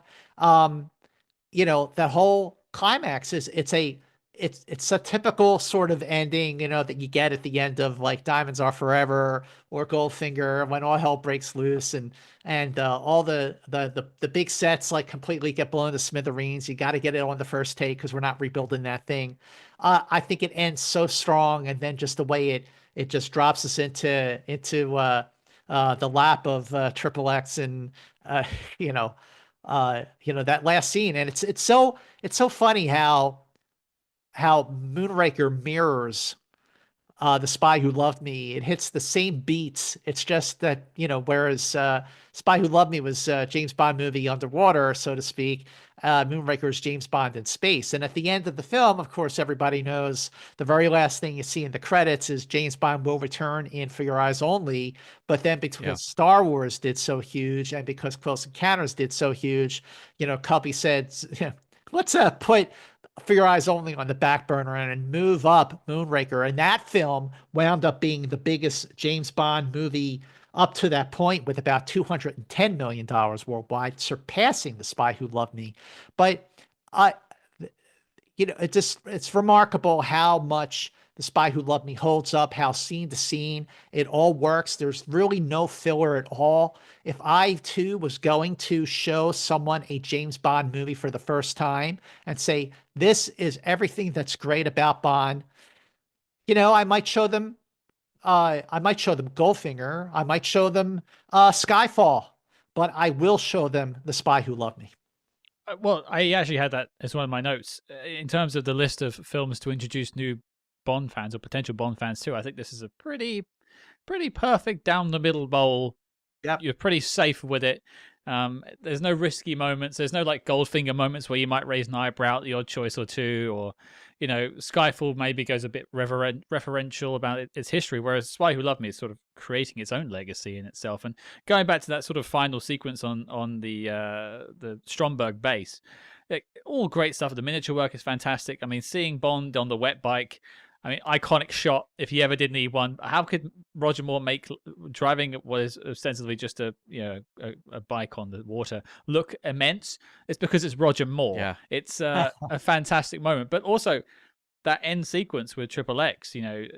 They're in the little survival tub thingy, and they pull up to the boat, and it's like 007 XXX. What are you doing? Keeping the British end up, sir. And then it's just like they've entered the lexicon of great moments and great sort of quips with that. And obviously they would try and one up that in Moonraker. I don't know which people's favorites would be, But that whole end sequence is great. But also going back to, you know, the Liparus set, the famous, it was so big they built a new stage for it, the 007 stage, just to fit it in. And that's something that Stanley Kubrick did definitely like, because that's in the bonus features. I've got that confirmed. Yeah. He came in and lit that set. I mean, and people say like, oh, it's just a rehash of You Only Live Twice. I think it looks completely different and plays differently as well. Like the whole getting into the control center and Bond riding the little gizmo on the ceiling. Great moment of tension when he's put the bomb in and he's trying to get back and then he's stuck there. Great stuff. Mm-hmm. But that whole protracted sequence is also like getting all of the soldiers from the submarines to come in and fight. Like there's a little like fist pump moments at all of that as well, where you're like, yeah, this is like two nations that are at war with each other. I will point out there is like the US and Russia and also the UK are there too. They're all just uniting to take down the people who have this boat, and it's just a great like, yeah, yeah, this is fun seeing all these people mercilessly shoot each other. Maybe I should go see a psychiatrist, but yeah, I absolutely love that, and I'll throw in something we haven't spoken about yet, which I'm actually genuinely shocked about. I mentioned the wet bike, but the Lotus Esprit. Oh, the Lotus. I was going to say, yeah, we got to get. How am I going to sing it to the Lotus? But you just did it, Scott. Well, I segged beautifully, like it did into the water and became a submarine. A beautiful segue. And also, like people talk about the submarine section. I don't hear people talk enough about the actual chase sequence before that. And I was rewatching it again today, and I just remarked at how great it is at building up the tension, because you start and there's a motorcycle chasing Bond. And then there's a car with Jaws in it, and he's shooting at Bond. And then they're like, oh, they get away from the car, and it's like, okay, fine. And then a helicopter comes rocketing out of the floor, like to come and chase them. You're like, oh, Jesus Christ. And then you get the Marilyn Monroe moment. And it's like escalation. And you are, as a viewer, just gripping the sides of your chair like, oh my Lord, this is great. You're like Triple X in that scene, just like, I don't know what's going on. And then they dive into the water, and it becomes a submarine, and this is just taking your breath away. And then there's people chasing them underwater too. It just keeps going. And if that's Lewis Gilbert's direction, bringing that on, if it's the script, I don't know. But as a sequence, I think that might be the best sequence apart from the parachute jump in the film.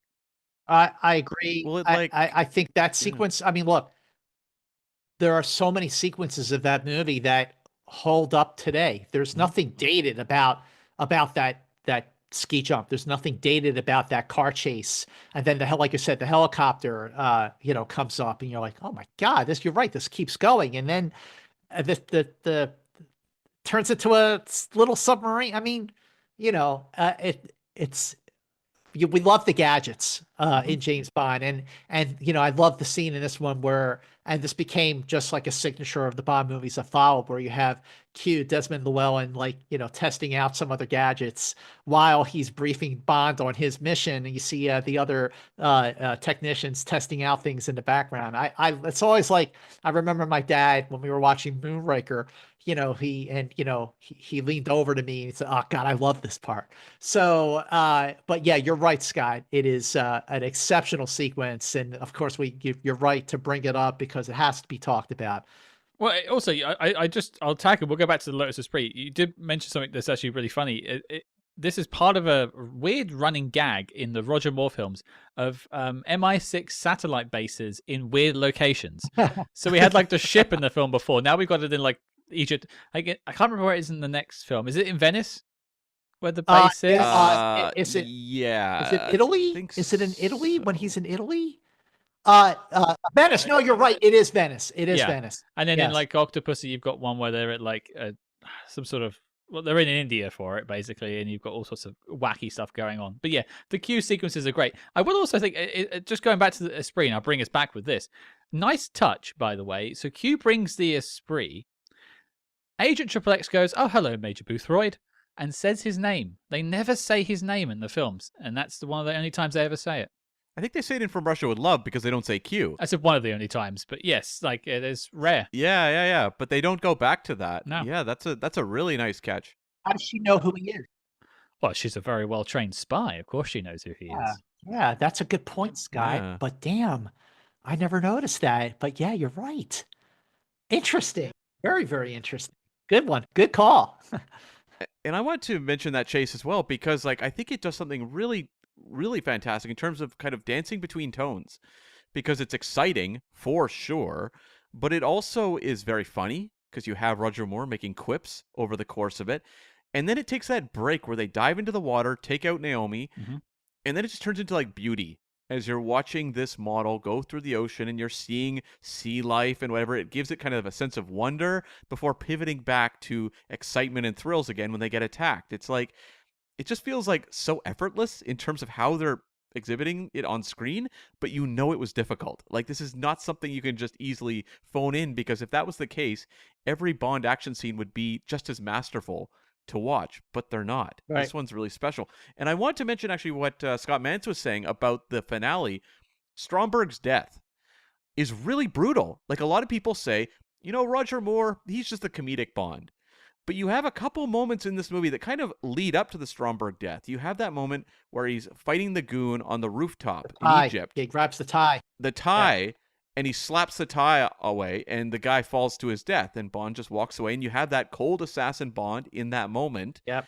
You return back to the charm, but then at the end of Stromberg, with the shooting the like harpoon gun underneath the table, the way he puts his gun up to that tube and starts shooting, he shoots him like 3 times, and then just randomly just starts shooting him again, like in the chest. It's a really, really brutal death for Stromberg, and something that doesn't feel out of place. The way when you watch Man with the Golden Gun, and you have him like pinning Maud Adams' arm behind her back, you're like, this is not right. Like, this feels really glaring in contrast to the wackiness in this movie.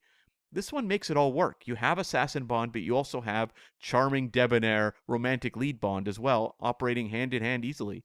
I think when I was watching this again, I agree with you. The way that Bond shot Stromberg through the tube, and then he shot him a couple more times. Yeah, it was a good sort of payback after Stromberg tried to kill him first. But I thought, well, you know, it's easy to look back. It's easy to sort of hindsight is 2020 sort of situation. But after Stromberg sort of made it his sort of like running gag throughout the movie to kill, you know, people he didn't need anymore with the shark, it would have been like a fitting end to him if Stromberg met his demise by that very same shark instead of just getting shot by Bond. Yeah. So, you know, maybe there could have been some hand-to-hand combat there where, you know, Bond pushed him into the pool with the shark, maybe swimming with sharks. But yeah, I mean, I see your point, and I definitely agree. You know, that's that part where the chase through Cairo, and he's like, you know, the goon is hanging off the ledge at the top of the building, and he's holding on to Bond by his tie, and Bond just like flicks the tie away, and you see him fall. That was a Sean Connery moment. Well, it's interesting you mentioned Connery, because I didn't really notice this until today, but that moment is referenced in Quantum of Solace. So he's holding Sandor off the side, and then like, you know, pyramids, and then lets him go. In Quantum of Solace, at the Tosca sequence, he interrogates a guy, and he's holding on, and then lets him go off the side. And it's like shot for shot almost of a remake of this. I'd never put it together until today, but that's nice that they did that in Quantum, a film that's very messy. But I'll take that little callback to The Spy Who Loved Me. If any of us ever get to talk to Mark Forster, we got to ask him about that. We've tried. We'll see. Yeah, we've tried, brother. We've tried. Yeah, I'll bet. Ay. Maybe he'll be more receptive now that Amazon own it, but who knows? I'll try again. But Cam, you haven't given us a like yet. Well, I was going to say just quickly, the Stromberg being fed to a shark thing, I wonder if it was like they kind of wanted to do that, but at the same time, they're like, no, we want Jaws versus Jaws. So we need to drop that character in with the shark, and now we got to figure something else out for Stromberg. I wonder if that was kind of the thinking there. That wouldn't surprise me. That's a good point. And you know, like originally, I think they intended to kill off Jaws, but Cubby Broccoli knew that he was going to be a popular character, and people did respond to him. I don't know if it was a test screening or whatever, but I remember at the end of my very first time seeing the film, when you see Richard Kiel as Jaws swimming away, that he lived, everybody applauded. Yep. And so that is actually my like, is the character of Jaws. Yeah. I was hoping you mentioned Jaws. Yeah. Incredibly important to me as a kid. I think it was the second home movie we ever shot was me dressed as Jaws with tinfoil in my mouth which is very painful, by the way. But playing the character of Jaws, and my sister played James Bond. And that tape exists somewhere or other. I should dig that out somewhere. Yeah, it's I'm sure it's something, but I seem to recall my death was falling off a fence or something. I feel like the social media for Spyhards needs to see this so we can share it with the world. So your mission now, should you choose to accept it, is to go and find it between recording this and releasing the episode. Well, we'll see. I may have to have that transferred to a DVD or something. But it's that character, because I think there was such a high bar with figures like, Odd Job in the past. And I don't know that they'd had a real home run in a while. There's henchmen I like in the films that followed, but it doesn't feel like they ever quite had something to the tier. Fiona Volpe, you could say, but it's like, does she kind of fall into the henchman category or more the femme fatale? I really feel like those kind of like really like comic booky henchman characters, they had not really hit since Odd Job, and they did it here. Jaws, my favorite line in Moonraker is when they're on top of the gondola in Rio, and they're going one way and they see Jaws coming the other way, and Bond turns to Dr. Goodhead, and he says, "His name's Jaws. He kills people." Mm-hmm. Yeah. Love that line. But the way they can just like hit the comedy moments with Jaws, he's very funny in that entire Egypt escape sequence. And when he drops the big stone on his foot, like Richard Kiel was really good at physical comedy. Yeah. Really good. But he's also legit terrifying. When you see him come out of that closet on the train, and the way, like, he has massive hands, and I know this because he held my head in his hands as well when I did a photo op with him actually in Las Vegas. But the way he dives out of that closet and has his hands on her head, you see how massive he is, and how, like, him versus Bond, it's one of the rare times you go, Bond is in trouble. Like, I don't know that Bond can win this fight, and he often has to do so through just being clever. The electricity to the teeth, is what stops him ultimately. And the magnet, the fact he can outsmart Jaws. Yeah. He can never physically take him on. And I can see why they want to bring him back for Moonraker. I do wonder, though, what this character's legacy would be if he had a death scene in this movie and you would always remember him as being this very scary adversary.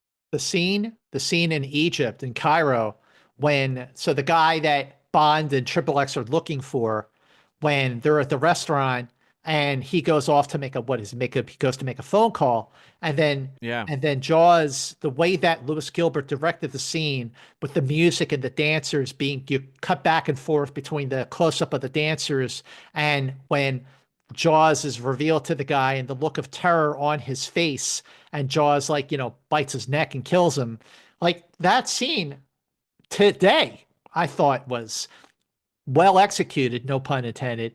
And that was the reason why I was scared of Jaws when I was a kid. And I still am.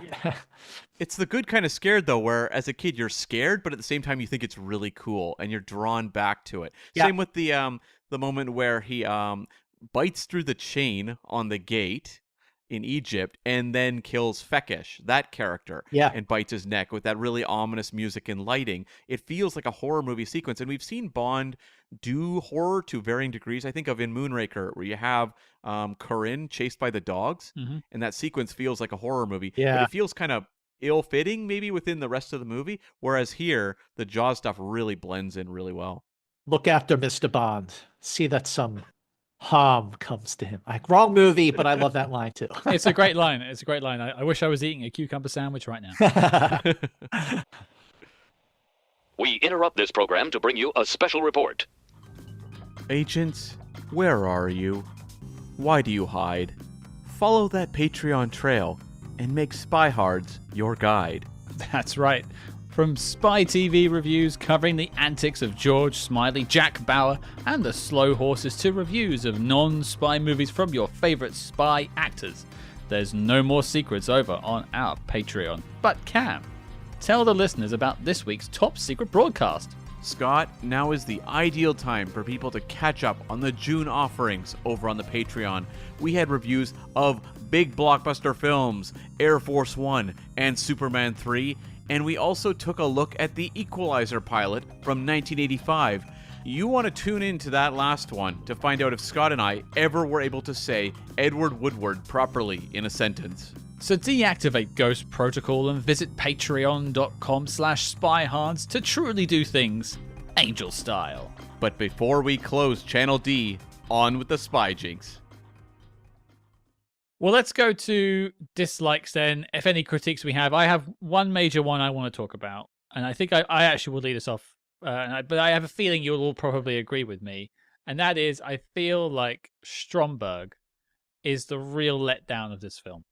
Yes. I think any other film, if you had, and this is not against Kurt Jürgens, I think he's doing what was given to him. Although I would play it bigger. Like I feel like Drax is him turned up to 11, if you'll pardon the spinal tap. Drax is a better version of Stromberg. Correct. Drax is a better version of Stromberg. I agree. So that's Lewis Gilbert self-correcting there, I feel like. That's nature healing. It's even like he has the webbed hands gimmick for his villain here, but like they really don't show attention to it. It's only like eagle-eyed Bond fans that have spotted that over the years. Yeah, I don't. Maybe there was a version of the script where he actually uses those appendages, like is his feet webbed as well. But I don't know why they're doing it apart from to tie it into the sort of nautical theme of the film. Yeah, I agree with you, Guy. I think Stromberg is the weakest part of the film. You know, when you have a movie that works on every level, yeah, except the villain could have been better. Like, you remember the Star Trek 2009, the first one that J.J. Abrams directed? You know, that movie's almost a home run, but the villain didn't really do anything for me. And Stromberg, you know, he spends most of his time sitting, you know, behind a desk pushing buttons. And you're right, Drax is a much, much better version of the of that character. You know, he had his sights set to the stars, not beneath the ocean. But yeah, like there was no hand to hand with the villain. You know, it just that fell a little short. And in terms of dislikes, I mean, like I said, I think sometimes the music dates the film, but otherwise, there's nothing I dislike about it. Scott's sitting out the rest of this section. No, it's fine. I think so. They do obviously improve on Stromberg with Drax. I think, you know, I know what they're going for, and I know what sort of behind Stromberg. I just feel like he isn't a fully fleshed out villain. We don't necessarily know why he wants to destroy the world, apart from the decadence of whatever. Yeah, I don't know. Decadence of what? You go to England and some people are eating well. You go to other countries, some people aren't eating well. They're not decadent there. It really is a matter of where you're living. And if he's living in a very posh part of England or America or whatever, of course he's going to say it's decadent. Bit of a stupid guy, I'd say, really. Well, I was going to say about Stromberg, I think one of the things is like a lot of the heavy lifting for the character is done by the art direction and the music. It's, you know, the look of his lair. It's the way it rises out of the water and you see through the windows behind him and they play like the classical music. Like it gives him a lot of atmosphere to his like little world. But as a character, you're right, he's a little empty. And I don't really understand some of his tactics. I like when he has Bond and Triple X and he's like, let them get ashore. Why? Or like he has those two scientists at the start and he's like threatening them and then kills his assistant and then kills them anyway. He's not smart. Yeah, he's not the smartest. Actually, I was going to say to Scott Mantz, who mentioned Star Trek 2009, I've always thought of that movie as like most Star Trek villains are smart, and I've always thought it was actually kind of fun how in 2009 it's the brains of Starfleet up against an idiot with a lot of power. And I've always kind of perceived Nero as that because he's not smart, and that's kind of the novelty of that movie for me. Yeah. I'm not sure that's how Eric Bana was playing him as the dumbest villain in history, but hey, Eric, what do you think about this? That's not how I was playing it. The one thing I'll say in Stromberg's favor is there is a scene where I think he's eating fish food. Oh, okay, that's pretty good. It's because basically he's like sitting there with like a little bowl and he's feeding a bit to himself and then feeding a bit to his fish. That's a choice. I'm assuming it's fish food. It doesn't look like real food, or it's like potpourri, which is just as weird. Wow. Yeah, that is weird. Yeah. It does explain the webbed hands, though. Maybe that's how you get webbed hands, is by eating potpourri. Cam, do you have a dislike for us? They've mostly been covered. It's the stuff like, I think, Triple X being turned kind of into just a very passive captive at the end of the movie. She does get a little bit of a comeback with the moment pulling the gun on Roger Moore. Yeah, I think that's effective. It's kind of like the character finds her spine again once she's freed of Stromberg. I guess, you could see some of the seams, as Scott said, the 70s music is a little, stands out a bit. There's a model shot that always makes me laugh of when... Is it the speedboat? Is it the speedboat yes, coming out? It's the speedboat shooting out of the tanker. Oh, yeah. And you are watching an episode of Thunderbirds for about 10 seconds.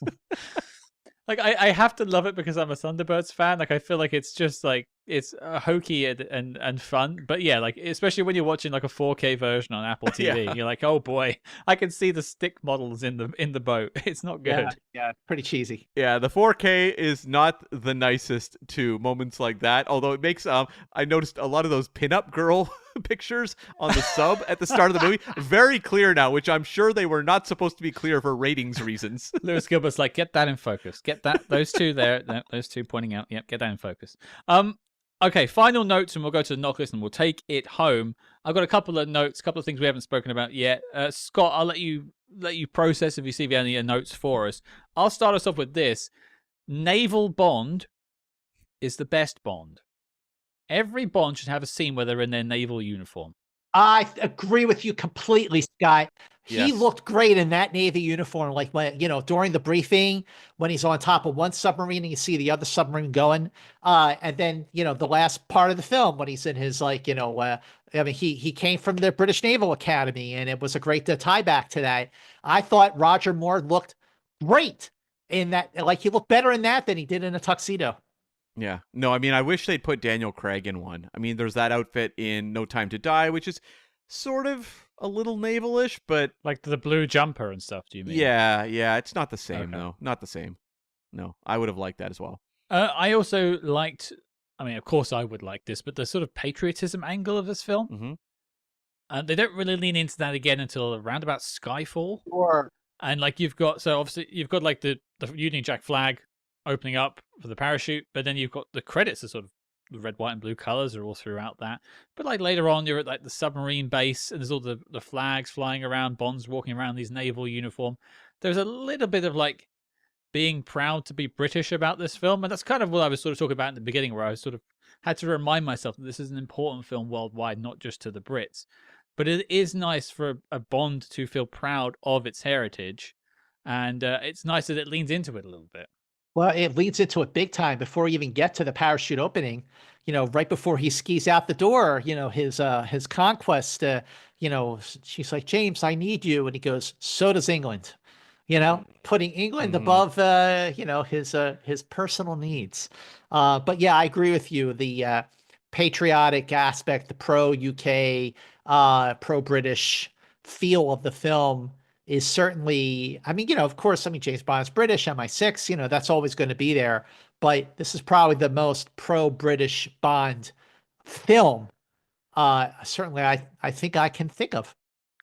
Maybe On Her Majesty's a little bit with the credits. There's a lot of, like, he salutes the Queen, I guess, maybe you could throw that in there. Yeah. But, yeah, I just love a bit of that. Cam or Scott, would you like to throw in some notes? I was watching, when I was watching again, I know we've already talked about how there were either subtle or obvious ties from the Mission films to the James Bond movies. And I think this one was definitely a standout. But the part when Bond and Triple X are in Egypt, and they're walking through the ruins and the great big pillars, where they encounter Jaws. Mm-hmm. So I saw this movie, and this movie is the first time I'd ever seen the pyramids. I'd ever seen Egypt, and I'd ever seen the Egyptian ruins. So this came out in 1978. And then the following year, one of my other favorite things, in addition to Star Trek and Star Wars and James Bond, is Battlestar Galactica. And in the very first 2-part episode that took place after Saga of a Star World, it was called Lost Planet of the Gods, where the Galactica and the fleet find, after going through an intergalactic void, they find the planet Kobol, where life began for humans. And then there's the shot. It's not Lauren Green and Richard Hatch and Jane Seymour. It's actually local actors that they used to shoot the Egyptian stuff, but they're walking through those same pillars. And I remember watching Battlestar Galactica when I was just a year older, going like, "Oh, that's exactly where they shot The Spy Who Loved Me." So even at that young age, I'm tying movies together because of scenes where they were shot and everything like that. I never thought I would be able to talk about that correlation between James Bond and Battlestar Galactica. But hey, that's what this podcast is all about. So say we all. Bingo. So say we all. I actually didn't make that pull, but you're right. That is in the Battlestar Galactica. Wow, that's good. I've got one more. I just realized I didn't mention. Only in a Roger Moore James Bond film would you get a sequence where Bond is hitting on a woman and says a line, "When one is in Egypt, one must delve into its treasures." Immediately pan and go over to the call to prayer, Allahu Akbar. Like, that is the craziest thing a Bond film can do. And that's probably also the most problematic moment you can think about when you really dive into it. But I just loved that the film was like, yeah, sure. This is perfectly fine. I was going to say, that is like probably there's always a moment in an older Bond film where you're like, oh, that's a little culturally insensitive now. That's the moment right there. But I think Roger Moore's deadpan delivery of that line somehow makes that scene invaluable. I have no notes about that. It's just fun. No.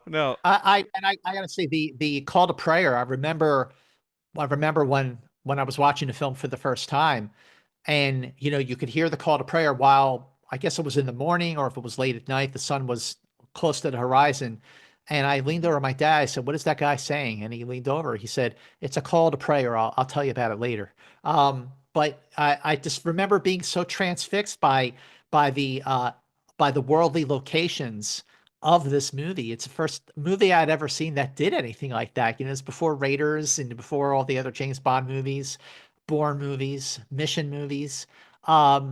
It was such an eye-opening film. And at such an impressionable age. Mm-hmm. Yeah. I had just two notes. At the start of the film, there's a blonde naval guy. That is Jeremy Bulloch, who played Boba Fett in Empire Strikes Back and Return of the Jedi, and he will show up as Q's assistant, I believe, starting with For Your Eyes Only. Damn, good eye, Cam. There you go. Wow. Okay. Yep. All right. Yep. Sure. And Okay. the other moment was, this starts a trend that's going to continue into the next one, which is Bond traveling to wacky music. So we're going to have here, you have Bond and Triple X in the ramshackle van with playing like circus music. Yeah. Yeah. And then we get them walking through the desert to the cue of Lawrence of Arabia. And they will do the same kind of thing in Moonraker to lesser effect, I would say. Moonraker, they did it to The Magnificent Seven.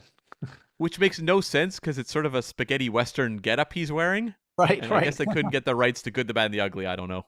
That would have been funny. I will just, we didn't speak too much about it, but I will just say, Scott said a lot about it, actually. I Nobody Does It Better is one of the all-time Bond tracks. We spoke about it on our Music of Bond episode. It's absolutely fantastic, and it says everything it needs to say about Bond. Read the lyrics, and it tells you all you need to know about 007. But it's time for the thing you might all think is completely redundant now after almost 2 hours of talking about how much we all love this film, and that is... Knock list. Knock list. Knock list. Knock list. The knock list. Knock list. Knock list. Knock list. You need to pick a side. That's right, it's time for the knock list. That's our new theme, by the way. Hope you enjoy that. Knock list time. And Cam, as we may have some new listeners this week, what is the knock list? The knock list is our tortured acronym for Need to See Official Classics of the Spyhards podcast, where every week after we've talked about a movie, we decide if it belongs on the list of essential spy movies. The list you could give any person new to the genre that is all killer, no filler, that represents the diversity of what the spy genre can offer. Okay, so we have 3 votes. Guests always go first. Scott Mantz, Movie Mantz himself. You're the man, you know movies. Do you think The Spy Who Loved Me deserves to be on the list of the best spy movies of all time?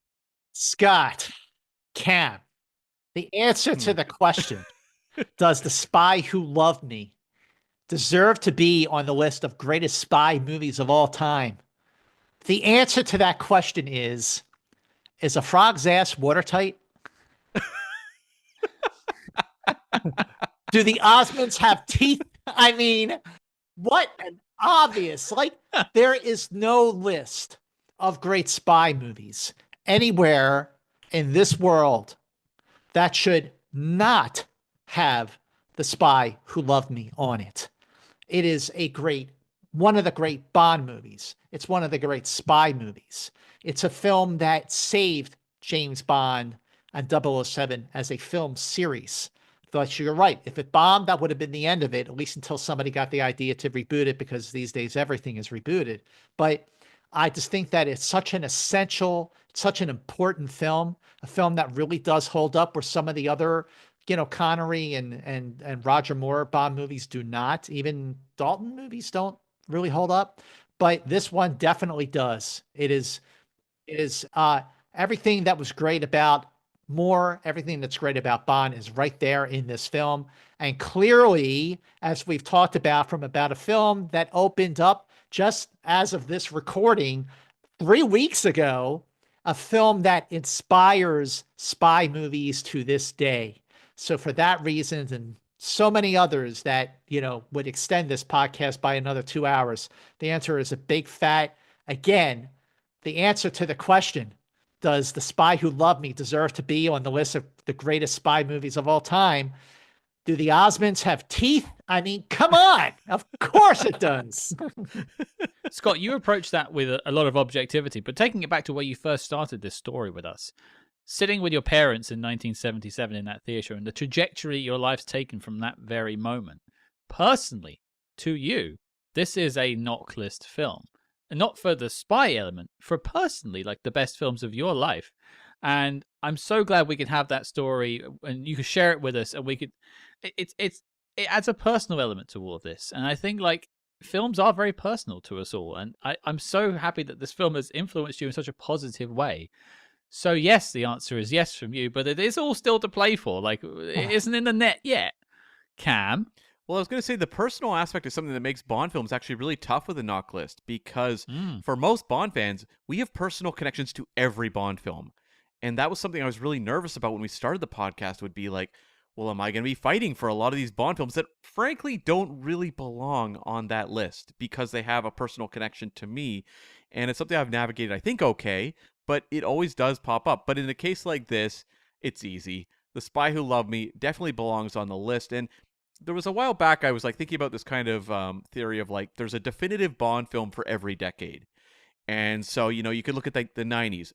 GoldenEye is the definitive Bond film for the 1990s. Skyfall is the definitive one for the 2010s.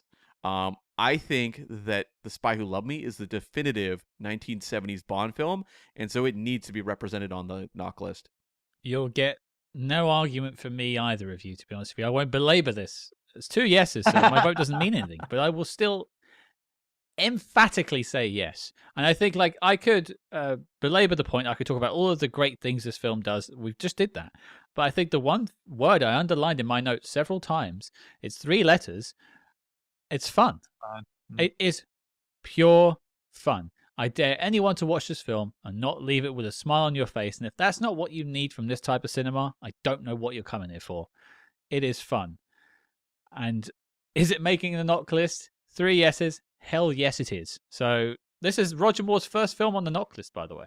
Is that right? Is that really? No. Yeah. Live and Let Die and Golden Gun. No bueno. Who kept that? Who kept Live and Let Die off the list? Because I love that. I do love that film.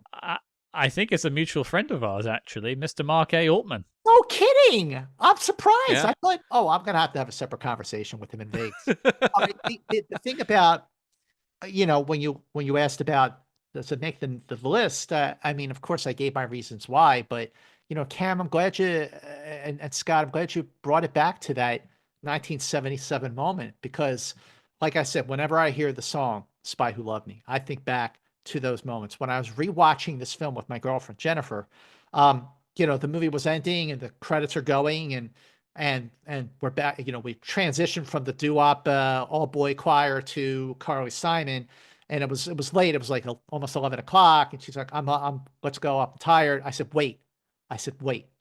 I wanted to finish the song. I wanted to fade out to the song to say James Bond will return in The Spy Who Loved, For Your Eyes Only, even though that wasn't the next movie. Every time I hear the words, The Spy Who Loved Me, I think back to that moment in the theater at the Eric Baderwood outside Philadelphia. When I see a picture of the movie poster, like whenever I just hear the words, The Spy Who Loved Me, it takes me back to that moment. I would say, I mean, even more than Star Wars, because everybody loves Star Wars. Everybody loves Star Wars. But, Spy Who Loved Me, it was, even though it was a very, very successful film in 77, like you pointed out in the top 5 for the year, it doesn't get talked about as much as an influential landmark film of that year. And it does not get talked about as much outside of Bond circles as an essential film for a film series, as an essential life-saving film for a film series. That is so crucial, I think, to wrap up this conversation that we're having about the merits of this movie. It saved James Bond. It saved 007. It saved this series that had been going pretty strong since 1962. That could have ended right then and there in 77, at least for a little while. But it raised the bar. It didn't just save it; it raised the bar.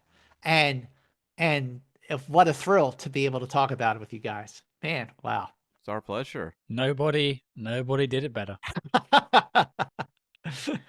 And speaking of nobody doing it better, that's 3 yeses, and as such, Spy Who Loved Me is making the knock list. The dossier on the film is complete and filed as classified. And that leaves me with one final duty, a duty I'm very proud to do for the second time. And that is to thank a good friend of ours, a good friend of the show, Mr. Scott Mantz, for coming back on to talk about a film that is clearly important to him, clearly important to us, and I hope clearly important to everyone listening at home. I'm glad we had this moment to celebrate it. We've got a whole month of celebrating this movie, but Scott, thank you earnestly for talking with us. I could not be more proud to be back on with you two guys talking about a movie that I love, a movie that is extremely personal and sentimental, and to talk about it in a way that I've never talked about it before, because I certainly have not had these conversations with anyone on about the personal and, of course, professional connection that I have with this movie. And once again, when it comes to shows and podcasts about spy movies, nobody does it better than you two guys. Thank you so much for an amazing conversation. You put a big, huge smile on my face, and I can't thank you enough for that. Oh, thank you very much. I'll throw that back to you, Scott. You are one of my favorite people to speak to, both on the air and off the air. Give us the business, though, Mr. Mantz. Where can people find you online? Where can they track you down and talk to you more about The Spy Who Loved Me? Well, the best way to do that is on social media. You can follow me on TikTok, on X, Twitter, whatever you want to call it, on Instagram. It's all at Movie Mantz, and it's Mantz with a TZ at the end, or TZ if you are in the UK. But please do follow me on social media, on all the platforms at Movie Mantz. I'm very active on social media. If you follow me, if you hit me up at Movie Mantz, I will absolutely respond. I'm, like I said, very, very active. And if you live in Southern California, you can catch me talking about movies and interviewing all the actors and directors on KTLA 5 in Los Angeles, which I also post those interviews on my social media as well. And if you see me around, please do come up and say hello, because I sure do love when people come up to me and say, hey, I heard your conversation about MI3 on the Spyhards podcast, and that was amazing. That really happened. Wow. On a flight to New York about a month and a half ago. And I telling you guys about it now. I was so proud. I didn't even know that. Yes, Wow. Okay. I was so proud. Somebody came up. He said, are you Scott Mantz? And I thought, oh, probably the guy recognized me from, Channel 5, or maybe I saw him at a Star Trek convention. But nope, he listened to that rave about Mission Impossible 3, which is an amazing movie, underrated, overlooked. That energy is back. Remember this? Wow. Well, we've just given them the sequel now. Yes. This is the sequel. Yeah. But beautiful, Scott. I recommend everyone track you down. Go and get a selfie. This man's great at selfies, by the way. He's a selfie master. He knows how to do them. We won't be in Vegas this year, Scott, but hopefully we can catch you soon. It's been a genuine pleasure, and I thank you once again.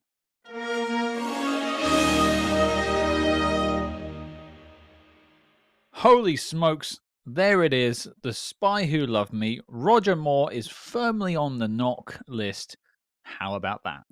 No kidding. It's about time. I definitely was waffling on Live and Let Die, but didn't feel 100% about putting it on the knock list and voting for that. But this was a movie that I was just waiting for because I knew that Sir Roger was going to find his place on the knock list with this movie. Yeah, I mean, once that ripcord pulled and he flew into the opening title sequence, it was already a done deal, wasn't it? It really was. It really was. And I think it'll be interesting going forward how we stand on Roger Moore's other films. I love pretty much everything he did, but when it comes to a knock list, obviously it's a tougher conversation. For sure. But also, I want to take this opportunity to thank the master, the movie Mantz himself, Mr. Scott Mantz, for gracing us once again on the podcast, bringing some personal stories to the show. Clearly a man who knows his spy movies and knows good spy movies when he sees one. Definitely. I mean, this was a perfect match of guest and movie because, yeah, the level of excitement about the stories and just the love in the little details of the movie. That's what we always want in a guest, is the people who obviously are going to come on and talk effusively about what they enjoy about a movie or what they don't like about the movie, but also have the little notes that they can mention and highlight. And he did that beautifully because this movie offers a lot and he ran with it.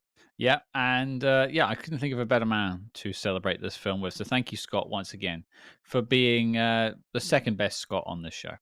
Yeah, we've had a few Scotts on this show, but never another Cam. So I guess I remain the best Cam ever on this podcast. I mean, to be fair, if I brought one more in, you'd lose that title immediately. You're winning by default. How does it feel? It's like a Scotty dog. Just called Cam. Yeah. It's ironic, isn't it? Ironically, you're the one who's barking mad. Yeah, that's right. Yes. Oh. Yeah. Well, that was the review, but the love for The Spy Who Loved Me doesn't end there. As we said at the start of the show, we've got a whole month of celebrating this film, and by the end of it, you'll love it even more. Cam, why don't we just quickly go again through the names? Okay, that sounds like a good idea. So we have Valerie Leon, who played the hotel clerk in The Spy Who Loved Me, but also was the woman who fished Sean Connery out of the ocean in Never Say Never Again. Yes, the famous dungaree wearer who lent her dungarees to Sean Connery for that iconic photo that I have recreated before but never provided proof. So maybe one of these days I'll finally drop that photo. And the internet will, of course, go mild. I was like, is that a threat that you're going to release that?